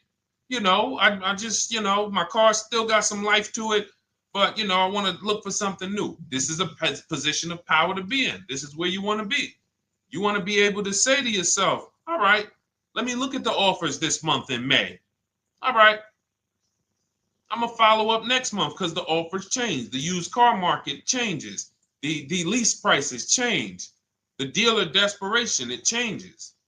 I'm not letting tariffs push me into doing something and making a bad deal. I'm not doing it. I'm not worried about tariffs coming, because there's going to be deals no matter what. If the prices of the new cars go up, what happens to the prices of our used cars that we're going to be selling? See, that's how we really won during COVID. Some people who've been with me since 2021, that's how we were winning. My man John Shaw, he was one of the first people. David Isaacs came in, got his BMW. Yes, the lease prices were slightly higher back then. We were still getting under 1.5. We were still getting 1.4. John got a 1.2 on a Jeep Wrangler, but we were selling our old cars for 8, 10, 12 grand more than they would be worth today. So even if the new car market goes up, we know how to maximize the prices of the cars we're getting rid of, and we're going to offset it. So we want to position ourselves to be able to say no. That is the strength. That's the leverage where we can say, you know what? All right, I'm going to follow up next month. Now we're telling the dealers right up front, hey, call me. I'm good between now and June 18th. I'm good between now and July 20th. So now what those dealers say is, okay, this is a serious customer. By the way, we have all this in templates in my book. You fill out the template, you fill in, here's the day you can buy a car. This is your deadline. When we blast it out, these are things you can call dealers and you can tell them, hey, I'm good between now and anytime before the summer. Call me if you get a black one with the red seats and this package in it. If you want to call around, you want to do it that way, you could do that. But what you're letting them know is, call me when you want to make a deal. I can make a deal today. Let me see the numbers today. Great. All right. If sometimes you'll see that a car is a little bit out of the range we want it to be in, you might say, man, I'm looking for it to be around, 505. This thing's coming in about 550. Okay, maybe I'll check next month, see if the program gets better. You might say, all right, dealers are saying to some of you shopping for cars that maybe every dealer is not going to have it. When you reach out to the dealers, only 5, 6 dealers have it. But they say, hey, I got something coming in May. I got something coming end of May, June. Is that good for you? See, they're desperate customers. They can't say yes to that because they back themselves into a corner. But you guys now operating with a 90-day shopping cycle. If a deal comes today, I'm jumping on it. But if you got something coming next month, I'm jumping on that. Call me when you're desperate. Call me when y'all have that meeting. Hey guys, we're way behind. Listen, we need a deal. I'll take any deal right now. Hey, is that person that Sheila McCauley, you know, that last month, her number, we couldn't make that deal last month. Did she get a call yet? Hey Sheila, did you get a call yet? No, I'm still waiting. Okay, great. We can get to your number now. Perfect. Thank you. Positioned. So we want you to be positioned when you use what we teach, whether it's the Cars from Home digital book, whether it's the Shop with Deshone. For those of you who are like, Deshone, let's do this together. I want the checklist videos. I want coaching. I want to be able to pop into the Facebook group, ask around. We can't give you that for $24. No author can give you the support. I got tons of books. There to Be a Man, In His Steps, Tony Robbins' book. None of these authors can give me support for the price I paid for their book. That just can't happen. But some of you are like, you know what? This is a big investment. I want to make sure I have access to, you know, systems for life. That's the Shop with Deshone done for you video checklist. And then you got coaching direct with me in our Zoom calls every first and third Wednesday. Twice a month we do. And then we got our private Facebook group with 1,600 people. And then some of them are sharp as me. I'm telling you, let's look at, you know, y'all know I brag about Rosalie. If you like Rosalie, if girl got 4 cars in within a year, you know. Her first car was the Infinity. She got her Infinity truck. And I was sharing her a lot last year when she got her Infinity QX60, but she recently shared that she got 3 vehicles. And hold on, where is she at? I just had her up. So this is the people that's in the group. Like, look, 3 vehicles. Big shout out to Deshone the Auto Advisor for making these incredible deals happen. 3 new leases for my sons with only first month's payment down. She got a Nissan Rogue, almost $37,000 vehicle, $399 a month, no money down. Mazda CX-30 Sport, $28,000 vehicle, $28,300, $339 a month. That's a 1.2% lease. And she got a Mazda CX-50 Premium Plus, $40,400 vehicle, $420 a month. 2 1% leases and a 1.2% lease. And the cherry on top, she says, I sold 2 leases. Some of you don't even know you could sell a lease. She said, I sold 2 leases. She had equity. Now, not every lease has equity. But if 8 out of 10 leases don't have equity, then 2 out of 10 do. So if you've just been dropping your leases off at the dealership, hey, here's my old lease. Let me get the new one. Hey, here's my old lease. And you have not assessed the equity. Could there be equity in it? Imagine how much money you've left on the table. Imagine how much, wow, I didn't even know you could sell leases. She sold 2 leases, 2 2021 Elantras, walked away with $6,737 in equity. Deshone, I could not have done this without you. Your program is a game changer. So this is what we want. We want empowered car shoppers. We want people who are not intimidated. I don't care what this market does, whether I need a new car, used car, whether I got bad credit, whether I'm a high mileage driver, it does not matter. We have strategies to make sure you are going to win in this market or any market. Does not matter. Okay? So, for those of you who don't know, the whole show was sponsored by my new digital book. It's called Cars from Home, 7 Steps to Saving Time, Money, and Avoiding Dealerships. It's 5-star rated. Thank you to everyone who's rated it, reviewed it. It has everything we teach in a step-by-step format. It's normally $97, but as part of our welcome offer, you can get yours for $24 in my TikTok bio, in my Instagram bio. Click that website. It's the carsfromhometoolkit.com. Or we have a link for you guys in the YouTube comments, in the Facebook comments, and you just click the $24 welcome offer, good for 30 minutes. And for those of you who have different learning styles, or if you just want some free advice, we have some links in there for you as well. Whether you are a do-it-yourself type, whether you are do-it-with-me type Deshone, or whether Deshone, I think I qualify for that done-for-you shopping, where I can relax at home and you guys go do that work. Or like I said, you want the free advice, just start with our cheat sheets and you can go from there. Whatever is right for you, you get it done. We just want to move you from anxiety, from, oh, I don't know what to say, from watching people online who call dealers and negotiate. Hey, take off $5,000 so I can have a viral video. And now you're talking to an 80% dealer. So the 80% dealer has the $5,000 to take off. So you look like, hey, yeah, see, I just got them to take off $5,000. We don't negotiate with dealers with fake fees. Like there's a saying, we don't negotiate with terrorists. Cars from home, we don't negotiate with dealers with fake fees. None of that stuff matters. Because what you want us to think is, look, see, I took off all of this money. Don't you want to buy the car now? But you took off the fake money. Had we been talking to a 20% dealer, what money are they taking off? The real money. The real money. So if we have two dealers, well, let's say 8, because y'all know I use the 80%. So the 80% are over here. The 20% are this small group over here that we got to find.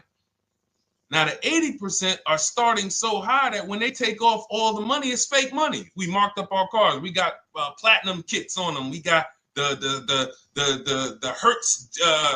Hertz service plans on them, and the Simonized kit and the low, all of that stuff. Okay, so yeah, we done took off 5,000 for you, but 4,000 of it was fake. Meanwhile, this 20%, they don't have the fake. So when they take off 4,000, it's real 4,000. And we over here talking to these people. Hey, take off all that fake money. See, guys, you can do this too. So listen, we bidding is the way to go. You cannot negotiate your way to a below market deal, but you can get bids and it will make your life easier. You'll start to enjoy your car shopping. You'll start to feel like you're empowered. You're the prize. Someone won your business. They won your loan. They won the opportunity to buy your car. You are the prize. So that's what it's about. So we are here Monday through Thursday, 12 noon. Make sure you meet us live or tell your friends and family who are shopping, hey, hop on this show. We're live on TikTok, Instagram, Facebook, and YouTube. But we will broadcast the show for the rest of the day. So those who want to catch up on some things that you may have missed, or if you just jumped on and you're like, whoa, man, I missed a lot. We'll rebroadcast this show for the rest of the day. But tomorrow we'll be back, which will be Tuesday, May 6th, 12 noon. Meet us here live. Thank you so much. Welcome to the new followers. Thank you to everyone who gave me gifts. Thank you to everyone who bought a book. Thank you for those of you who are in Shop with Deshone. I look forward to your success stories. Always a pleasure.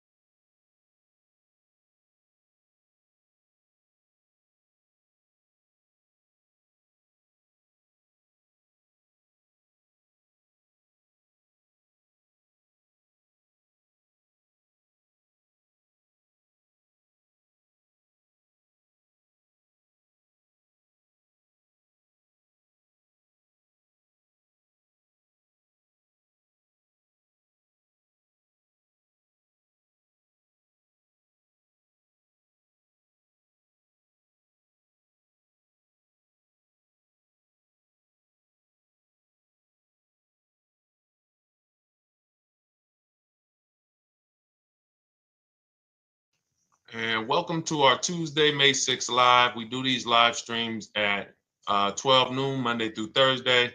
I am your host, Deshone the Auto Advisor. And for those of you who've never met me, I have devoted the last 4 years to teaching people how to get the best deals on cars and to learn all the mistakes that the industry, the car industry, would love for you to continue making, because they make a lot of money when you make mistakes.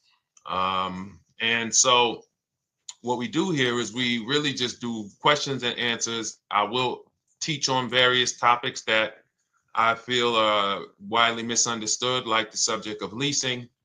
And some of you who are new here, if you've never been here before, could you type a 1 in the chat if this is your first time on a stream? We do these streams about 60 to 90 minutes. And if you're going to get the most out of them, we just ask that you lock in, that you focus, because we will be talking about $1,000 mistakes. Nothing here that we'll be talking about over the next 60 to 90 minutes is hundreds of dollars. You know, I'm not looking to, have you spend some time with me on a Tuesday to talk about how to save hundreds of dollars. No offense, I'm sure that's important to some people, but we are here to talk about things that are affecting your bank account by the thousands every year. And so if you got some time, I would love for you to hit the like button, like wherever you are, and let's just tap in. You can start to type your questions. This whole stream is sponsored by my new digital book. It's called Cars from Home, 7 Steps to Saving Time, Money, and Avoiding Dealerships. It's a digital book. It's 5-star rated. Thank you to everyone who's rated the book and reviewed it. And it's normally $97, but for the next 30 minutes while you're watching, you can grab your copy for 75% off. That's our welcome offer. We always like to reward people for taking action. So you can get your copy for $24 instead of $97. And you can just head to my TikTok bio. You won't leave the show, my Instagram bio, the Facebook comments, or the YouTube comments, and use that link to get your welcome offer, and you'll have everything we teach. So as we go through this for the next 60 to 90 minutes, if you're like, whoa, Deshone, this is a lot. Wow, this is a lot. You can grab the book and make sure you have everything that I teach and everything in a step-by-step format. Okay? So I have my man Dolan moderating. Good afternoon. Thank you, Johnny Miller. Good to see you, Lil G. Again, guys, we are live. This is our Tuesday, May 6th live. We're live every Monday through Thursday at 12 noon. But we do rebroadcast these throughout the day. For those who cannot make them, you can watch the rebroadcast, or if you got to go back to work, we'll be rebroadcasting it for the rest of the day until our show tomorrow. All right, so let's start with the questions. You can feel free to get into it. Okay, do you have to get the extended warranty? This is a great question. This is car specific. A Honda, Acura, Toyota, in most cases, have always had low cost of maintenance and their parts are inexpensive. When you're buying an extended warranty or you're considering it, it is a risk product. It's an insurance plan. So that means you can pay for something and not use it, just like car insurance. You don't necessarily use your insurance until you have an accident. Same thing with an extended warranty. It's an insurance policy. So what you're trying to do with any insurance is see what is the likelihood that what I'm paying for this is going to exceed the price if I did need to use it. So in the case of a vehicle, when you're trying to determine what should I get an extended warranty, there's 2 things that are important. Does this vehicle that I'm purchasing have a high likelihood of things going wrong? We know, and some of you have had cars with histories, and we know there are certain cars, they tend to have things go wrong more than others. And what I like to do is go right to Google and type in repair cost, because this is the second item that we are looking at. We're looking at average repair cost. So if you're buying a 2010, a 2015 Nissan Altima, 2018, Hyundai Sonata, you go right to Google, you type in 2018 Hyundai Sonata average repair cost. Now, if you see that those typically go on the lower side, then that can take a lower set of risk where you might say, all right, likelihood of these things going wrong on this car is slim. But if you see that the repair cost is on the mid to higher side, that's shifting more risk to if something goes wrong, the cost for you to pay for it out of pocket will probably exceed the warranty. So when I work for Mercedes-Benz, who's new here? Type a 1 in the chat if this is your first time on a stream with us. First time you've ever been here, type a 1 in the chat. First time. What's up, William? What's up, DJ Ant Nice? Good to see you. Maggie, good to see you. Enrique, good to see you. Miko, good to see you. Tetra Washington, good to see you. Jan, good to see you. Claire Clairvoyant, good name. First time, if this is your first time, just type ones in the chat so I know. I don't want to assume anyone knows who the heck I am and what my experience is. Daniel Thompson on Facebook, great to see you. So I worked for Mercedes-Benz for 5 years, General Motors for 5 years, and I ran my own brokerage, my new car brokerage, called Cars from Home. I started it in 2016. Now, when I worked for Mercedes, when people were purchasing a Mercedes, what I would tell them is buy as much warranty as you can afford. Buy as much warranty as you can afford, because I knew that when something breaks on a Mercedes, nothing's under $1,000, and typically it's $2,000-$3,000. So a $4,000 warranty on a Mercedes Benz is usually worth every dime. But at the same time, we have cars that, again, less likely for things to go wrong. And then when things go wrong, if they go wrong, they can typically be repaired inexpensively. Good to see you, Arms Reach. Welcome on Instagram. Shout out to the people checking in live. Great to see you all. So that's how you're measuring extended warranties. You don't want to get an extended warranty on a vehicle that has a low cost of repair and a low likelihood of things going wrong. You can then take your money, put a little bit to the side, have a little emergency fund, that same $3,500 that you would have put into the warranty, or $2,500, you put that to the side over the course of a year, 2 years, put $100 a month to the side, and then have that be your cushion just in case things go wrong. It's better for you to have that money in your bank account, and if things go wrong, you take it to your mechanic. You must have a local mechanic. You guys know I swear by local mechanics on cars that don't have warranties. Even if you have a Mercedes-Benz, a BMW, an Audi, something that is typically harder to work on and takes more of a specialized engineer, there are still plenty of places that have those. I mean, there's shops where they used to be Mercedes-Benz techs. Now they have their own shops. This is who you want, because their cost, their labor is going to be probably 1/3 of what a dealership is going to be. So these are the resources that, again, keep more money in our pocket while getting us the same level of service and experience. Okay, great question. Welcome, Uncle Nene. Good to see you. Uncle Nene. All right, listen. Nicole, good to see you. All right, Dolan, you can pull up the next question. Feel free to start typing your questions. And as we get more questions in, we'll try to get to all of them. You guys know we're not always able to, but we do try to get to all of them. How do I shop around for the best lease deal without affecting my credit? Well, first of all, you're talking to someone who's, just so you know, I've taught thousands of people to lease. I've gotten 7 leases. Now, when we look at what we are doing with a lease, first, we have to consider how we want the information presented to us. We are not letting dealers tell us how they're going to quote us. We are telling the dealers how to quote us. So we are going to have all our quotes. Thank you to everybody hitting the like button. I see you. I appreciate you. And shout out to the sharers. As I see people who share, I always like to give the shout outs to the people who share this broadcast with their friends and their family. And thank you to everyone who's giving gifts on TikTok and Instagram. Appreciate you all. So what we are doing when we're telling a dealership, you give us a quote with first month's payment only out of pocket, 12,000 miles per year, and put all the taxes and fees into the payment, assume tier 1. So we are presenting it now in my book and in my Shop with Deshone programs, my video checklist. I have all the templates.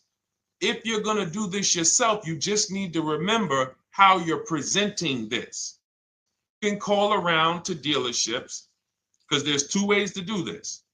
Shopping from home. Cars from Home is about showing you guys, and I'm going to be showing you guys a ton of payments. And listen, I don't want you to feel bad, because some of you are going to see that you've left a lot of money on the table.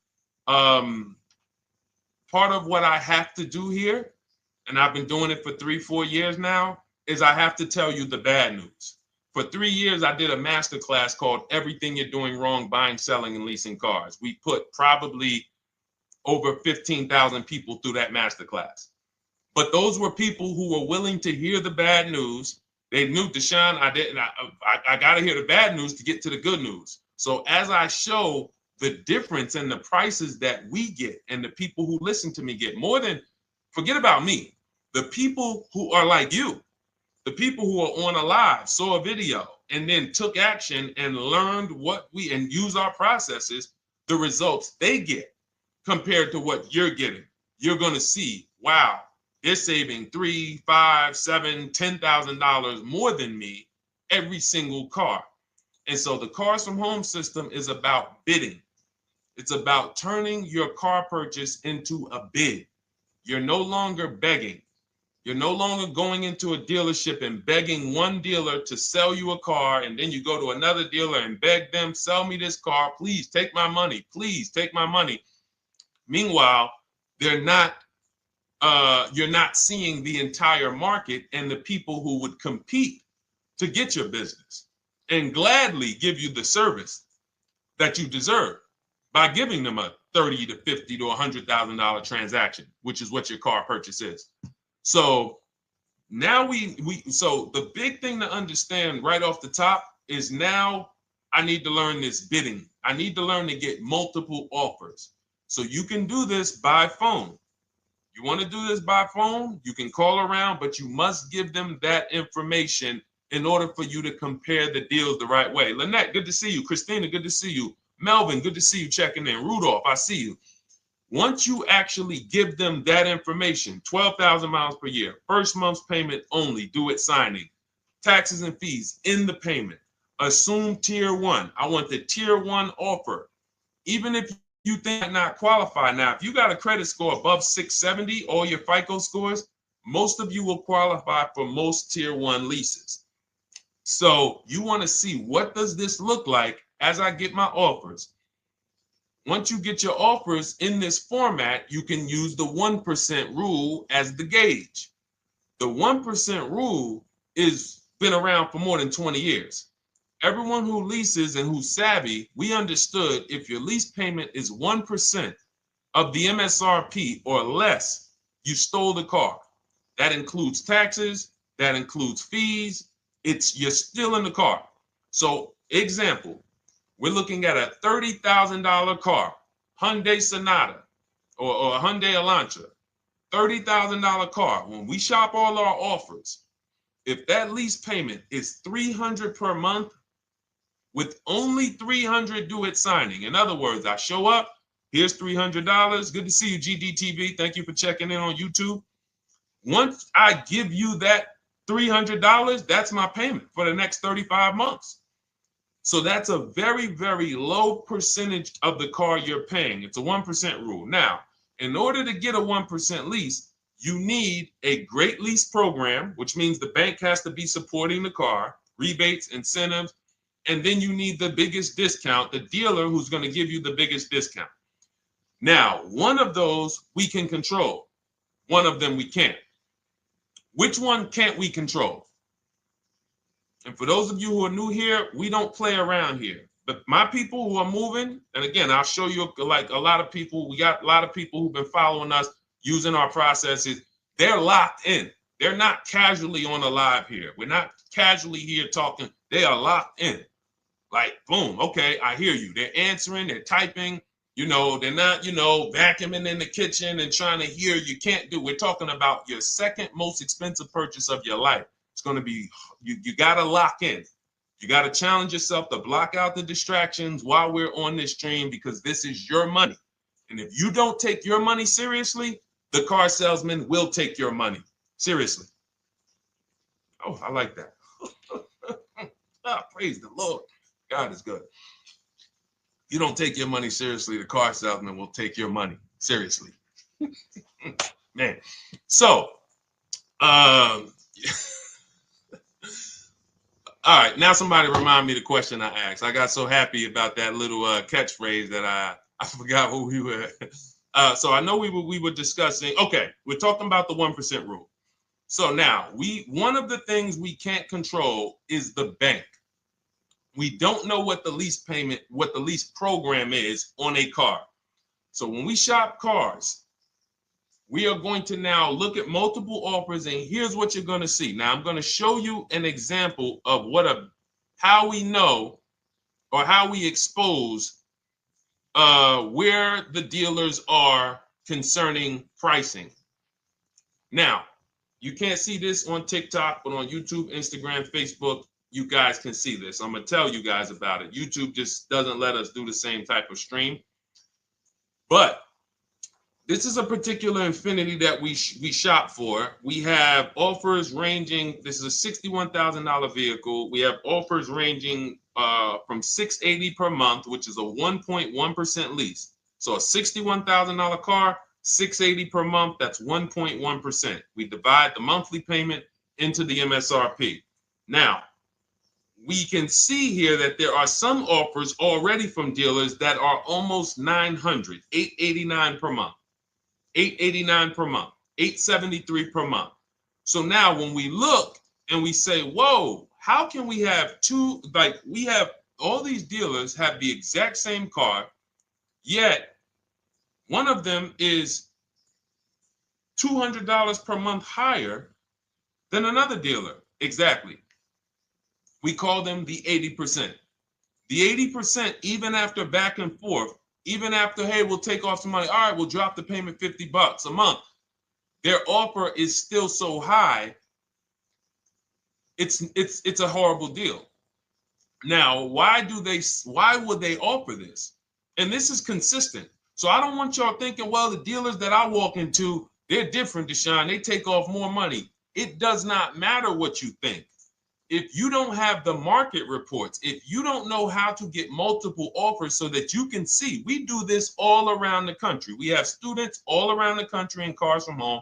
We have people we shop for. We have over 13,000 books sold now. Like, we have lots of data to prove this. 80% of dealers are going to be overpriced. This is another particular deal on a Toyota, a market report.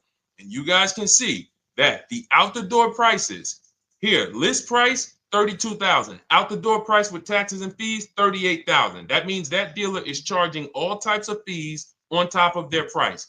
The $39,000 MSRP. Look at line number 3. $39,000. Out the door price is $41,000.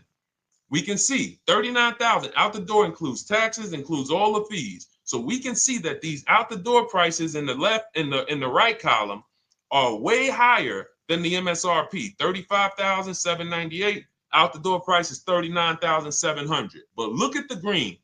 Look at the green. This is what we call, we found the dealer at this time who wanted to win the bid. They wanted to win the bid. They needed the car sold.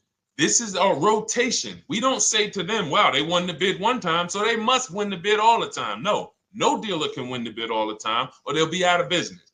But in this particular case, at this particular time, for this particular client, this dealer said, we're going to sell this car for that's $35,500, and out the door with taxes and all the fees, $34,994.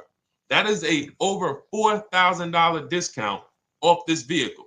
When all the other dealers are, not only are they not giving you a discount, they're charging over list. And they might come and say, all right, we'll take off $500. We'll take off $1,000. We'll take off $1,500. They might start so high with you guys that you think, wow, they started up here and I talked them down. They took off $3,000 from me, but they already were $3,000 in fake fees, protection plans, and all of this padding, dealer adjustments, which is fake fees. So whenever they say, because the dealer gets a minimum of a 6% profit margin, from list to invoice, we have profit. From invoice to holdback to triple net, we have money. That's all the profit margin. On top of that, when we add a dealer adjustment, what we're saying is we're going to sell this car to someone who does not have the skills to find our competition. And they're going to come in, and if we got to take off $2,000 to make them think they won, this is what we're going to do. But what we do here, what people like Brian is going to do, look, just finalize my first ever lease using your system, 2025 Honda HRV, $30,000 vehicle, $395 a month payment. no money down. His initial quote was $434. He ended up using our calculator, which we have in our book and in our program. If we put all our offers into that calculator, it tells us what to counter. He gets that offer for $395. That's his deal. We look at somebody like Wendell. Look, thank you. It's the least I can say for your book, Cars from Home. We're still in the middle of the process. Just sold our car today, like 10 minutes ago, for 30% above value. Why? Because he got bids. Look, using the insights from your book. I've read the book multiple times and told many people about it because it's that good. It's so intuitive and insightful. We'll be moving to the next step soon, and I'll write again. So now you heard him say we're moving to the next step soon. Step 2 in my book is the equity assessment. That's when we get bids for the car we have. We get bids. You're going to go to, listen, you should never be trading your cars in. Let me ask you all a question. Do we get the most money for you name me one thing that we get the most money for that thing trading it. Name me one thing. If I had this iPhone, do I get more money trading that iPhone in for another phone, or do I get more money listing it online and selling it to whoever will pay the most? Trading or selling? Let's go. Who's locked in? Tax advantages are very small. I understand you, Ronald, but the tax advantages, we have people that are selling their cars to cash buyers for $3 to $5 grand more than what they can get on trade. A tax value, a tax advantage for the difference is not, it's minimal. Exactly. Thank you, King Carter. You listed. So the money is in the bids and the competition. So going back to this person who asked the question, how do I get the best deal on a lease? It's going to be through multiple offers. That's my 2 favorite words. I would wear them on a shirt if I didn't wear unlearn, relearn. Because more than multiple offers, I need you to unlearn. Because the people who come with bad information from years, Deshone, this is not how my uncle taught me to buy cars. Deshone, this is not how I ever heard about getting cars. I was always taught just go in and just don't tell them about your trade and then ask to see the invoice and all of this stuff. That's what I was taught. Yeah, but you're not going to get the prices we're getting until you unlearn all of that bad information. Bidding is how we buy everything. When we go into the supermarket to get spaghetti sauce, all of those companies are bidding. They're bidding. Hey, listen, we'll sell you this for $3.99. Hey, we'll sell you this for $5.29. But we got a better product. We got quality. Look at us. Look, it's all bids. Everyone who wants to sell us something is competing, except car dealers. Y'all notice that? So the mindset that y'all got to have if y'all want to really win and save all of this money and get these huge discounts is I'm going to start purchasing and leasing cars like I buy other things. It's going to be a competition. And I promise you, your whole life is going to change. Your entire car buying experience will change forever.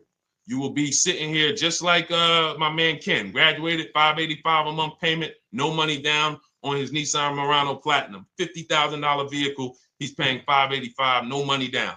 $50,000 vehicle. How much would a $50,000 vehicle cost us on a loan if he purchased it? How much would a $50,000? Some of you know every $5,000 is how much per month.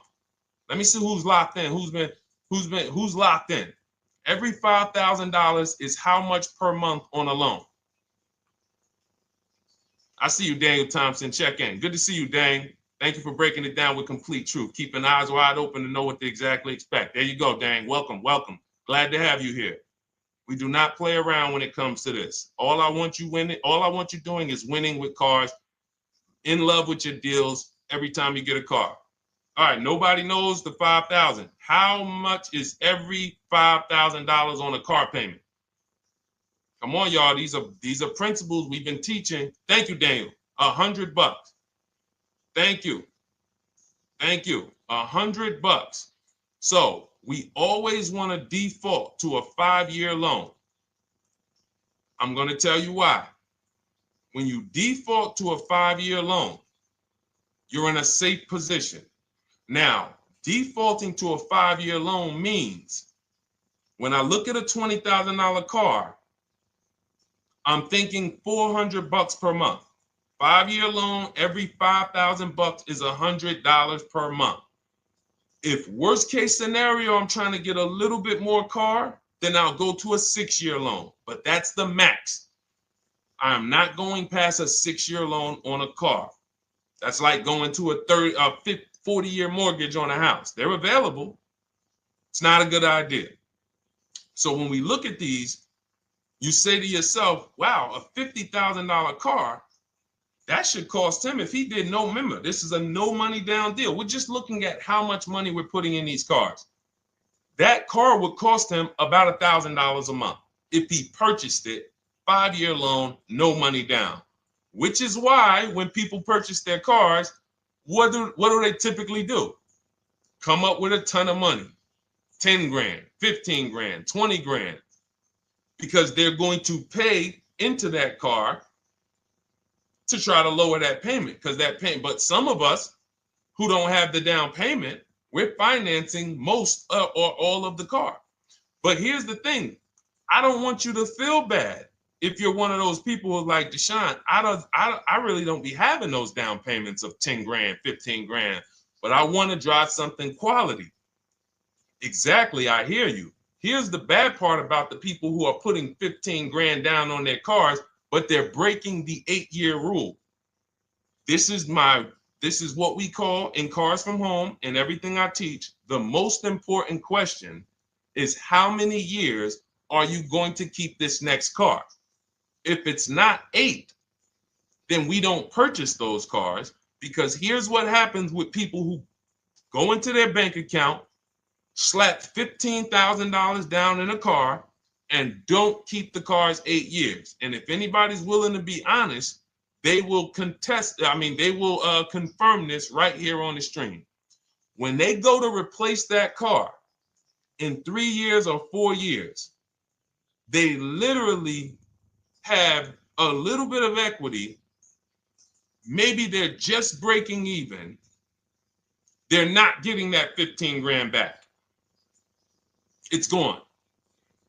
It's gone. Anyone who puts 10 grand down on a car and then comes back in 3 years, 4 years, all right, I had the car 4 years, 5, listen, I'm going to switch this thing up. They still have a payment. They are barely breaking even. Meanwhile, their payment was 400 or 500, almost double what it would have been if they leased a car, got a below market lease, and they drove a car, no warranty after 3 years. They're driving an inferior product. So if it sounds like I'm here to destroy people from purchasing who are not keeping their cars long term, that is the goal. Because as long as you are buying cars that you're not keeping 8 years and you buy them, you turn around and you replace them, you are going to continue to spend way more money than people getting below market leases like Ken and like a lot of other people I'm going to show you on the stream. Lots of other people. Look, dealer American Senior Benefits Plan. He's enrolled with us under his company name. Dealer MSRP on this car was $36,300. 2025 Kia Sport X line. MSR boom 561. Monthly payment is $400. Use the system back and forth. Got $400 a month on a 2025 $36,000 car. Once we put our taxes and fees in that would be a $700+ payment. $700 payment. He's paying $400. And y'all wonder why people are losing cars. $300 more per month to drive the same car? It's ridiculous. Imagine somebody like you, when you learn, now you're pulling up. I'm going to tell y'all one more story, and then we'll go into some more questions, because you might not remember what I'm saying. So those of you who have the book, you got this for the rest of your life. But you will remember, hopefully, a story. I'll tell you about my neighbor. So my neighbor finds out that I'm into this car business and that I educate. And he said, hey, Deshone, I was watching some of your videos and I come across this 8-year rule that you teach. And his wife had actually had a Kia Telluride.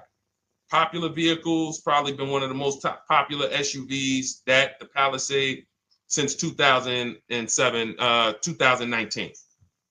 Super popular vehicles. People were charging $5,000 over sticker for them during the pandemic. People were paying it. We were getting them at discounts. Now, his wife totals the truck. She has an accident, totals the truck. She's fine. Truck is totaled. He was financing it. He said, Deshone, I see this 8-year rule thing, man, and I don't keep my cars 8 years. I said, okay. He said, so I'm thinking I should, like, you're saying I should be shopping for a lease on my next one. I said, exactly. I said, make sure you get multiple offers, because if you just walk in and say, hey, work me up a lease, they'll give you the same payment you had on the purchase. And then they'll tell you something ridiculous that they want you to believe, like, hey, the lease is the same price as the purchase, so you might as well just purchase it. And people believe this stuff. Now, I said, you get multiple offers, stay at home. He calls me, he says, Deshone, I got the new version of the Telluride, new. I'm paying $479 a month. He's $497, and then he said, I think he put down like $1,000, bring it down to $479. $497. He was just paying $800. Do you think anyone can tell him anything about leasing? He's pulling up in the same exact truck. In fact, the newer version. He knows he wasn't going to keep the car long term anyway. He's not going to pay it off and then keep the car and have a paid off Kia Telluride for 10 years. That's not what he does. He keeps them 3 years, 5 years, 7 years, and then he replaces them. So why is he paying $800 a month for years, no warranty, when he could be driving brand new ones for $497 a month, problem free? But as I said, some people are determined to pay more. But the people who, once you get this leasing thing, if you're not keeping your cars, it will change your life. Now, again, I got a car I'm purchasing, we're keeping it. Anything you are buying, keeping 8 years, forget about leasing. It shouldn't be a thing. Who keeps their cars more than 8 years? Let us know. You're an 8+ year person, let us know. In fact, I don't even want to ask, who has a car right now that they've had more than 8 years? And then we'll answer. I want to get Kathy's question too. And then let's get some purchase questions. Let's get some used car questions. Let's get some bank financing questions. We do it all here. But one of the most misunderstood subjects is this leasing thing, and it is costing you guys thousands of dollars every year. And you're driving old cars with no warranties, paying high payments on them because somebody told you you should be purchasing cars. I'm here to tell you they owe you money. They owe you money. All right? So who has a car right now that they've had more than 8 years? Let us know. How many years have you had it? And by the way, for those of you who just joined, this is our Tuesday, May 6th live. We are live every Monday through Thursday at 12 noon Eastern time. So for those of you who are here catching us live, that's when we're live. We will rebroadcast this and replay this show throughout the rest of the day for those who could not catch it, or if you had to jump off, go back to work. You're like, oh, I got to go back to work. You can catch it on the replay throughout the day. But we are live Monday through Thursday at 12 noon. So welcome to the people who are here. EJ, driving a lot of miles does not matter. Let me break this down for you. So right now, let's go to somebody who else has a lease. Let's look at, because who's heard with leasing you can't drive too many miles? Who's heard that, right? Type me if you've heard that. Let's go. Type me if you heard that. Come on, where's the locked in people at? I see Kathy, I see EJ, I see DJ Ant Nice, I see XP. All right, I see Mr. Slim. Welcome to the community. I see Rhonda. All right, where are the locked in people? Instagram, where we at? Locked in. All right, dang, I see you. Jamel. All right, perfect. So, Sherry, I see you. Sherry Baker on TikTok. So you've heard, oh, you can't drive a lot of miles with a lease. Let's be clear here. You choose the mileage on your lease. It's not selected for you. In fact, the only time it is selected for you is if you don't realize you choose it. That's the only time they're going to choose your mileage for you. If you go in and you do something like, hey, work me up a lease deal, they're probably going to work you up a 10,000 mile a year lease deal. And they're probably going to say, hey, you need $3,000 down, and this is going to be your payment. And next thing you know, it's a high lease, and it's just terrible. Happens all the time. We tell people how to quote us. First payment due at signing, taxes and fees in the payment. So now let's look at a lease, and let me show you what it would look like. So this is Val Boss Lady. She's in our Shop with Deshone program. Everything that you guys know that we're talking about here, if you're like, hey, I really, really want to go deeper, I want the step-by-step, the blueprint, that's my digital book, Cars from Home, 7 Steps to Saving Time, Money, and Avoiding Dealerships. Normally $97. You get a welcome offer. It's 30 minutes because I want to see you win, and you get 75% off for 30 minutes. If you go to my TikTok bio, Instagram bio, YouTube comments, Facebook comments, click those links, and then click that one that says $24 welcome offer. 30 minutes only, reward for taking action. You have everything we teach, the low market leases, the low market purchases, used cars, bank bidding war, making banks and credit unions bid, all of that, $24. You can, somebody emailed me yesterday, said, I'm $15,000 up with what I've learned from you already. And so if you can get it for $24, you can save tons of money for the rest of your life on a $24 investment. In this case, Val's in our, she's more of a wants to do it with me type. Videos, checklist, she doesn't want to read. That's our Shop with Deshone, do it with me program. I coach people. And so she gets a deal on this particular car. Same information, by the way.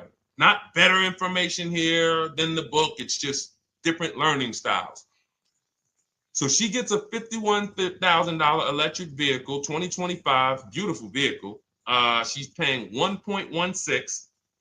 So her payment on this car, on this $51,000 car, let's continue to make sure we understand the price of these cars. $51,000 car, her payment is $591.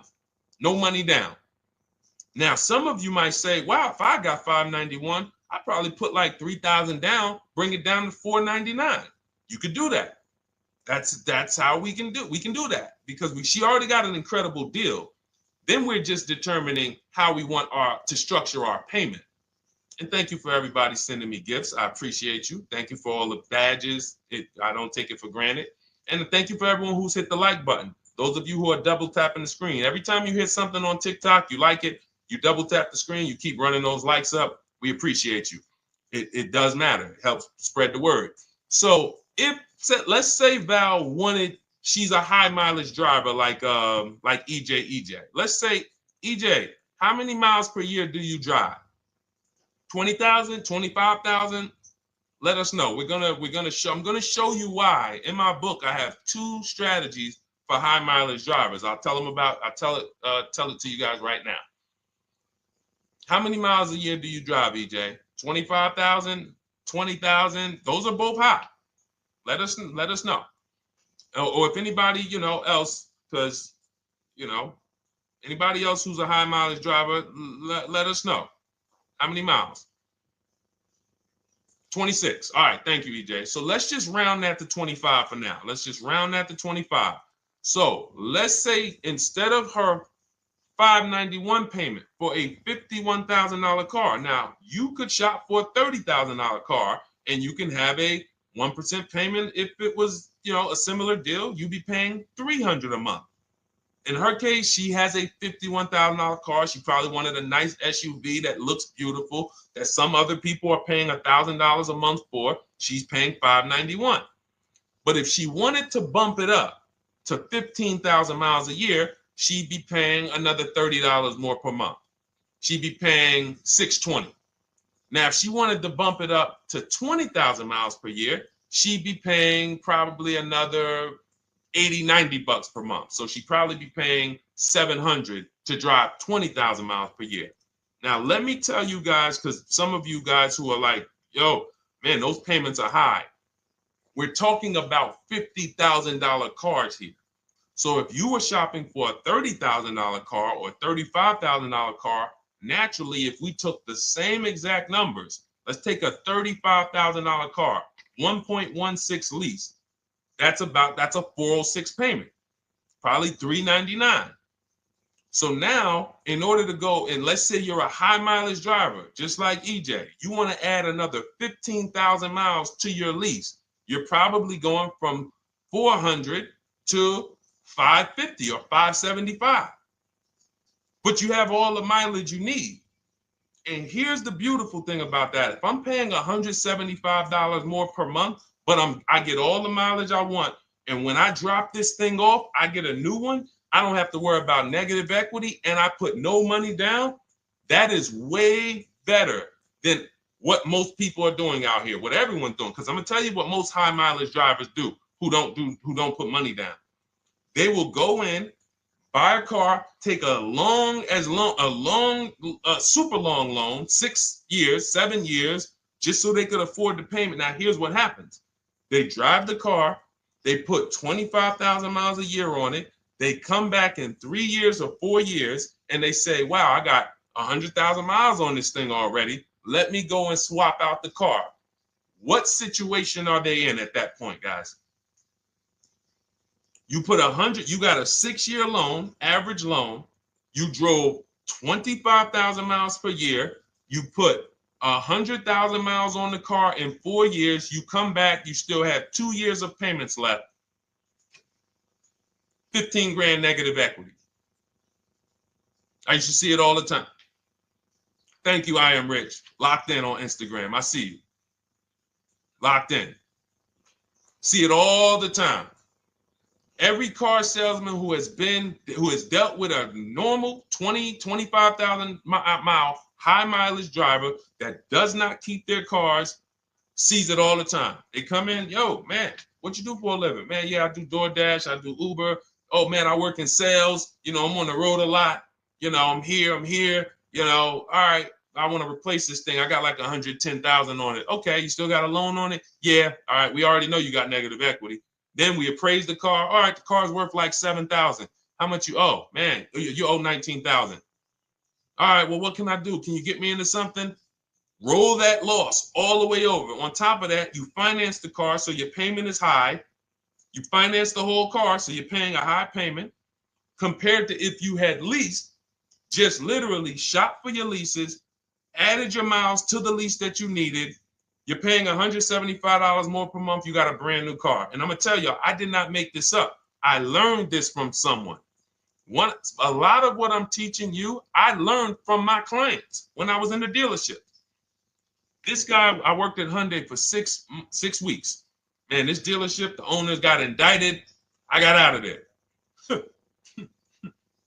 Way before the owner got indicted. It just had straight up highway vibes, like the worst you could ever imagine. As I was in there for 6 weeks, I was a manager. I enjoyed being a manager. We did a lot of deals in my department in 6 weeks. But I said, I am out of this place. Anyway. But I learned something very valuable there. We had a client a customer was returning his lease on his Hyundai Sonata. Guy comes and I'm grounding the lease. I'm doing the paperwork for him. He has 72,000 miles on the car. 72,000 miles. I said, how the heck? I said, you lease this? He said, yeah, I always lease. That's all I do. He said, I used to buy my cars every single time I came. I had to put large down payments, 10 grand, and then I'm still having negative equity when I come to trade it in. I'm having high payments. It's ridiculous. I looked at his payment, and let's say the average payment for a good deal on a Sonata at that time was $300, $325, whatever it was. He was only paying like $550. He was only paying like $150, $175 more per month. He had a 25,000 mile a year lease. And that's what he did. I drive these cars. I'm on the road. Boom, boom, boom. I change my tires. I do my maintenance. 3 years. It's a fixed cost. There's no variable cost. I don't have any surprises. I'm not getting hit with a negative equity bill that I got to transfer, which means when I transfer my negative equity, I get less car on the next transaction. Because if I got to bring over 15 grand of negative equity, that's probably 300 a month that I'm paying for my old car when I get my new car. So if my new car was 400 a month, but my negative equity is another 300 a month, I'm getting less car for my money because now I got to take all those losses and bring them over to my new car. This is high mileage drivers and people who don't understand leasing. That's why you're losing so much money. And when you just flip the switch and realize Deshone is not talking to me emotionally, I am not talking to you about never do this, never do this, like these other people who say this, do this. This is how you buy a car. They never talk numbers. Y'all notice that? You notice that, right? You never hear them talk numbers. It's always never do this, always do this. This is the worst way to do this. This is the most expensive way to do this. This costs you the most money. They never talk numbers, though. That's why everything I do is to show you the numbers. Thousands of transactions since 2006 in the car business, helping people the last 4 years all around the country. This is the numbers that they might not understand. So if you're not keeping your car 8 years, it does not matter if you drive 20,000 miles a year, 25,000. You should be looking at a high mileage lease. Or my second strategy for high mileage drivers is this, because some of you want a nice car. This is for my people who you're like, man, Deshone, I'm on the road. I got my car that I do my work in. I kind of, slep it around. I don't really want to lease something and then put, that wear on it. I got stuff. I'm throwing bags in the back, whatever it may be. There's a strategy we created called 2 cars, 1 payment. And what will happen is your first car will be a purchase. And if you have an existing car, you're going to keep that. So let's say you have a car now, you're driving a lot of miles, you're doing your 25,000 miles a year. You pay that car off. You keep that car, and then you go and you lease you something nice, regular mileage.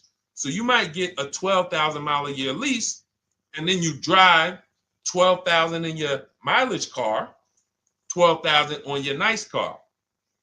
Because some people are like, I want a car that I could, when I need to go somewhere nice, this is what I want to drive. When I'm with my family, this is what I want to drive. But when I go to work 5 days a week, I'm going to drive my mileage car, 3 or 4 of those days, and then I'll take the lease maybe 1 of those days, and I'm splitting the mileage.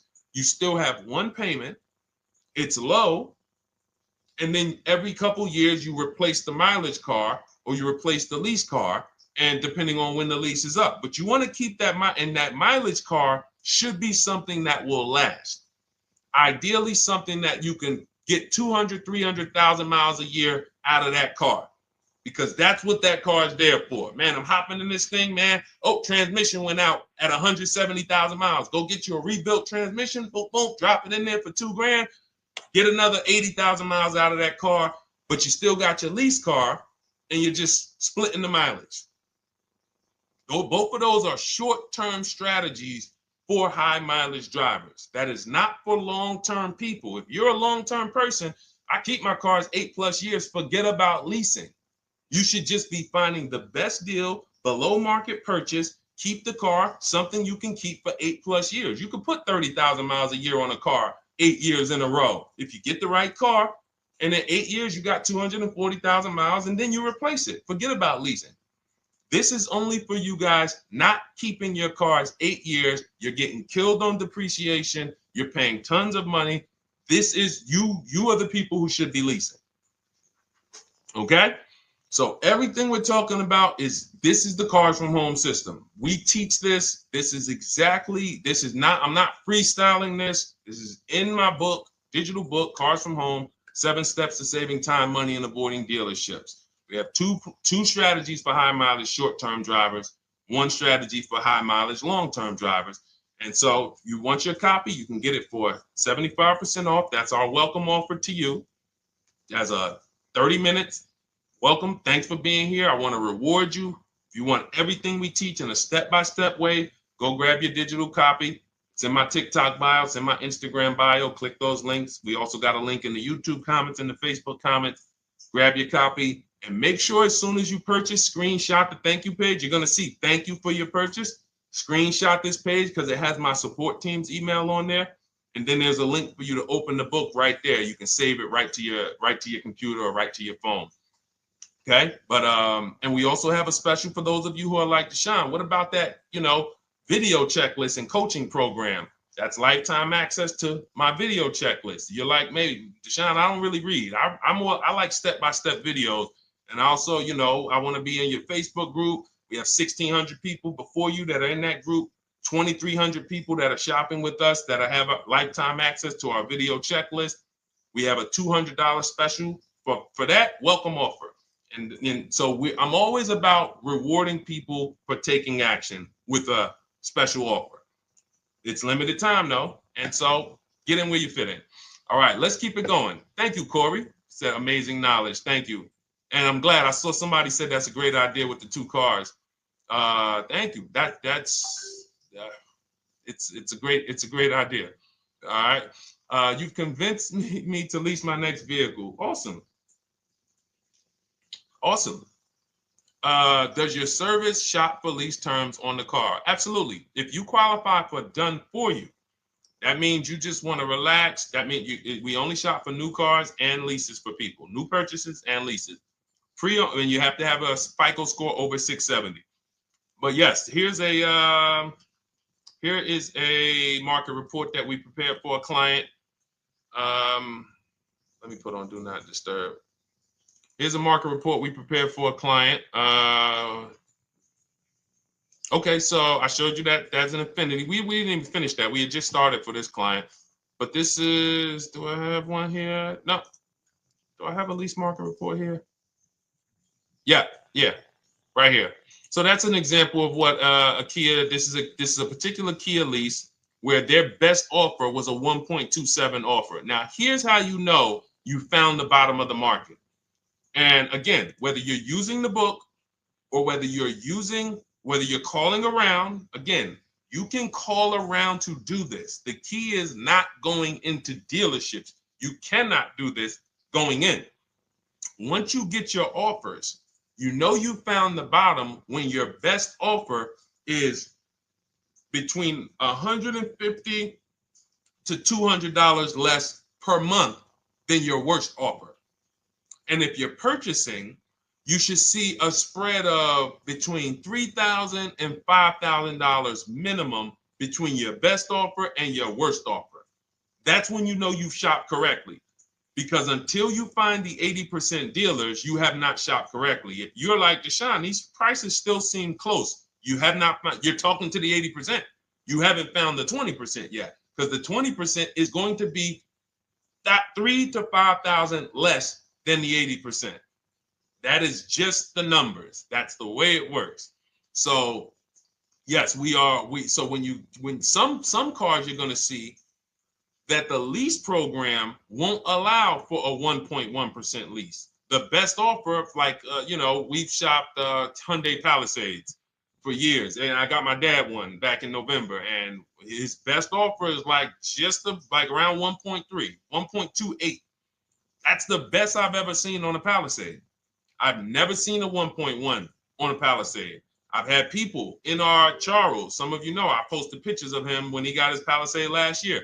We clear out the old pictures because we got a bunch of new people with 2025. So we're not going to sit here and talk about 2024s anymore. We got Ken, we got Melissa, we got Sheree, we got a bunch of new people, just Ralph. We're not going to, but I do remember posting Charles who got his Palisade and he's like, he shopped, used the system, got his multiple offers. Best deal was 1.3. So that's where it comes in at because of the lease program.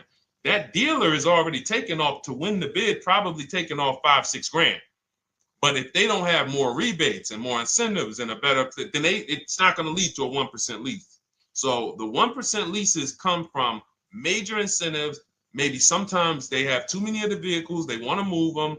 Lots of bank support. But what I tell you is you should be looking for between 1.25 and 1.5. That's how you should budget for a lease, between 1.25 and 1.5. That's a great deal.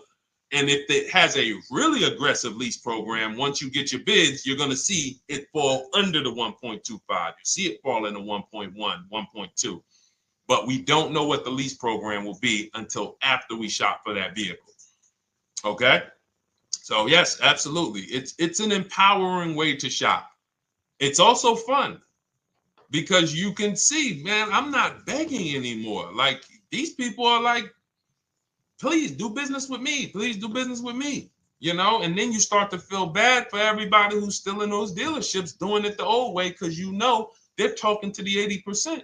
There's no way they can win. They don't even know there is an 80% to realize that's who they're talking to. So when the dealer says, all right, I'll take off $4,000, they're like, wow, I won. Man, the dealer took off $4,000. But if they saw the whole market, they would understand that that dealer actually is overpriced by $7,000, $10,000.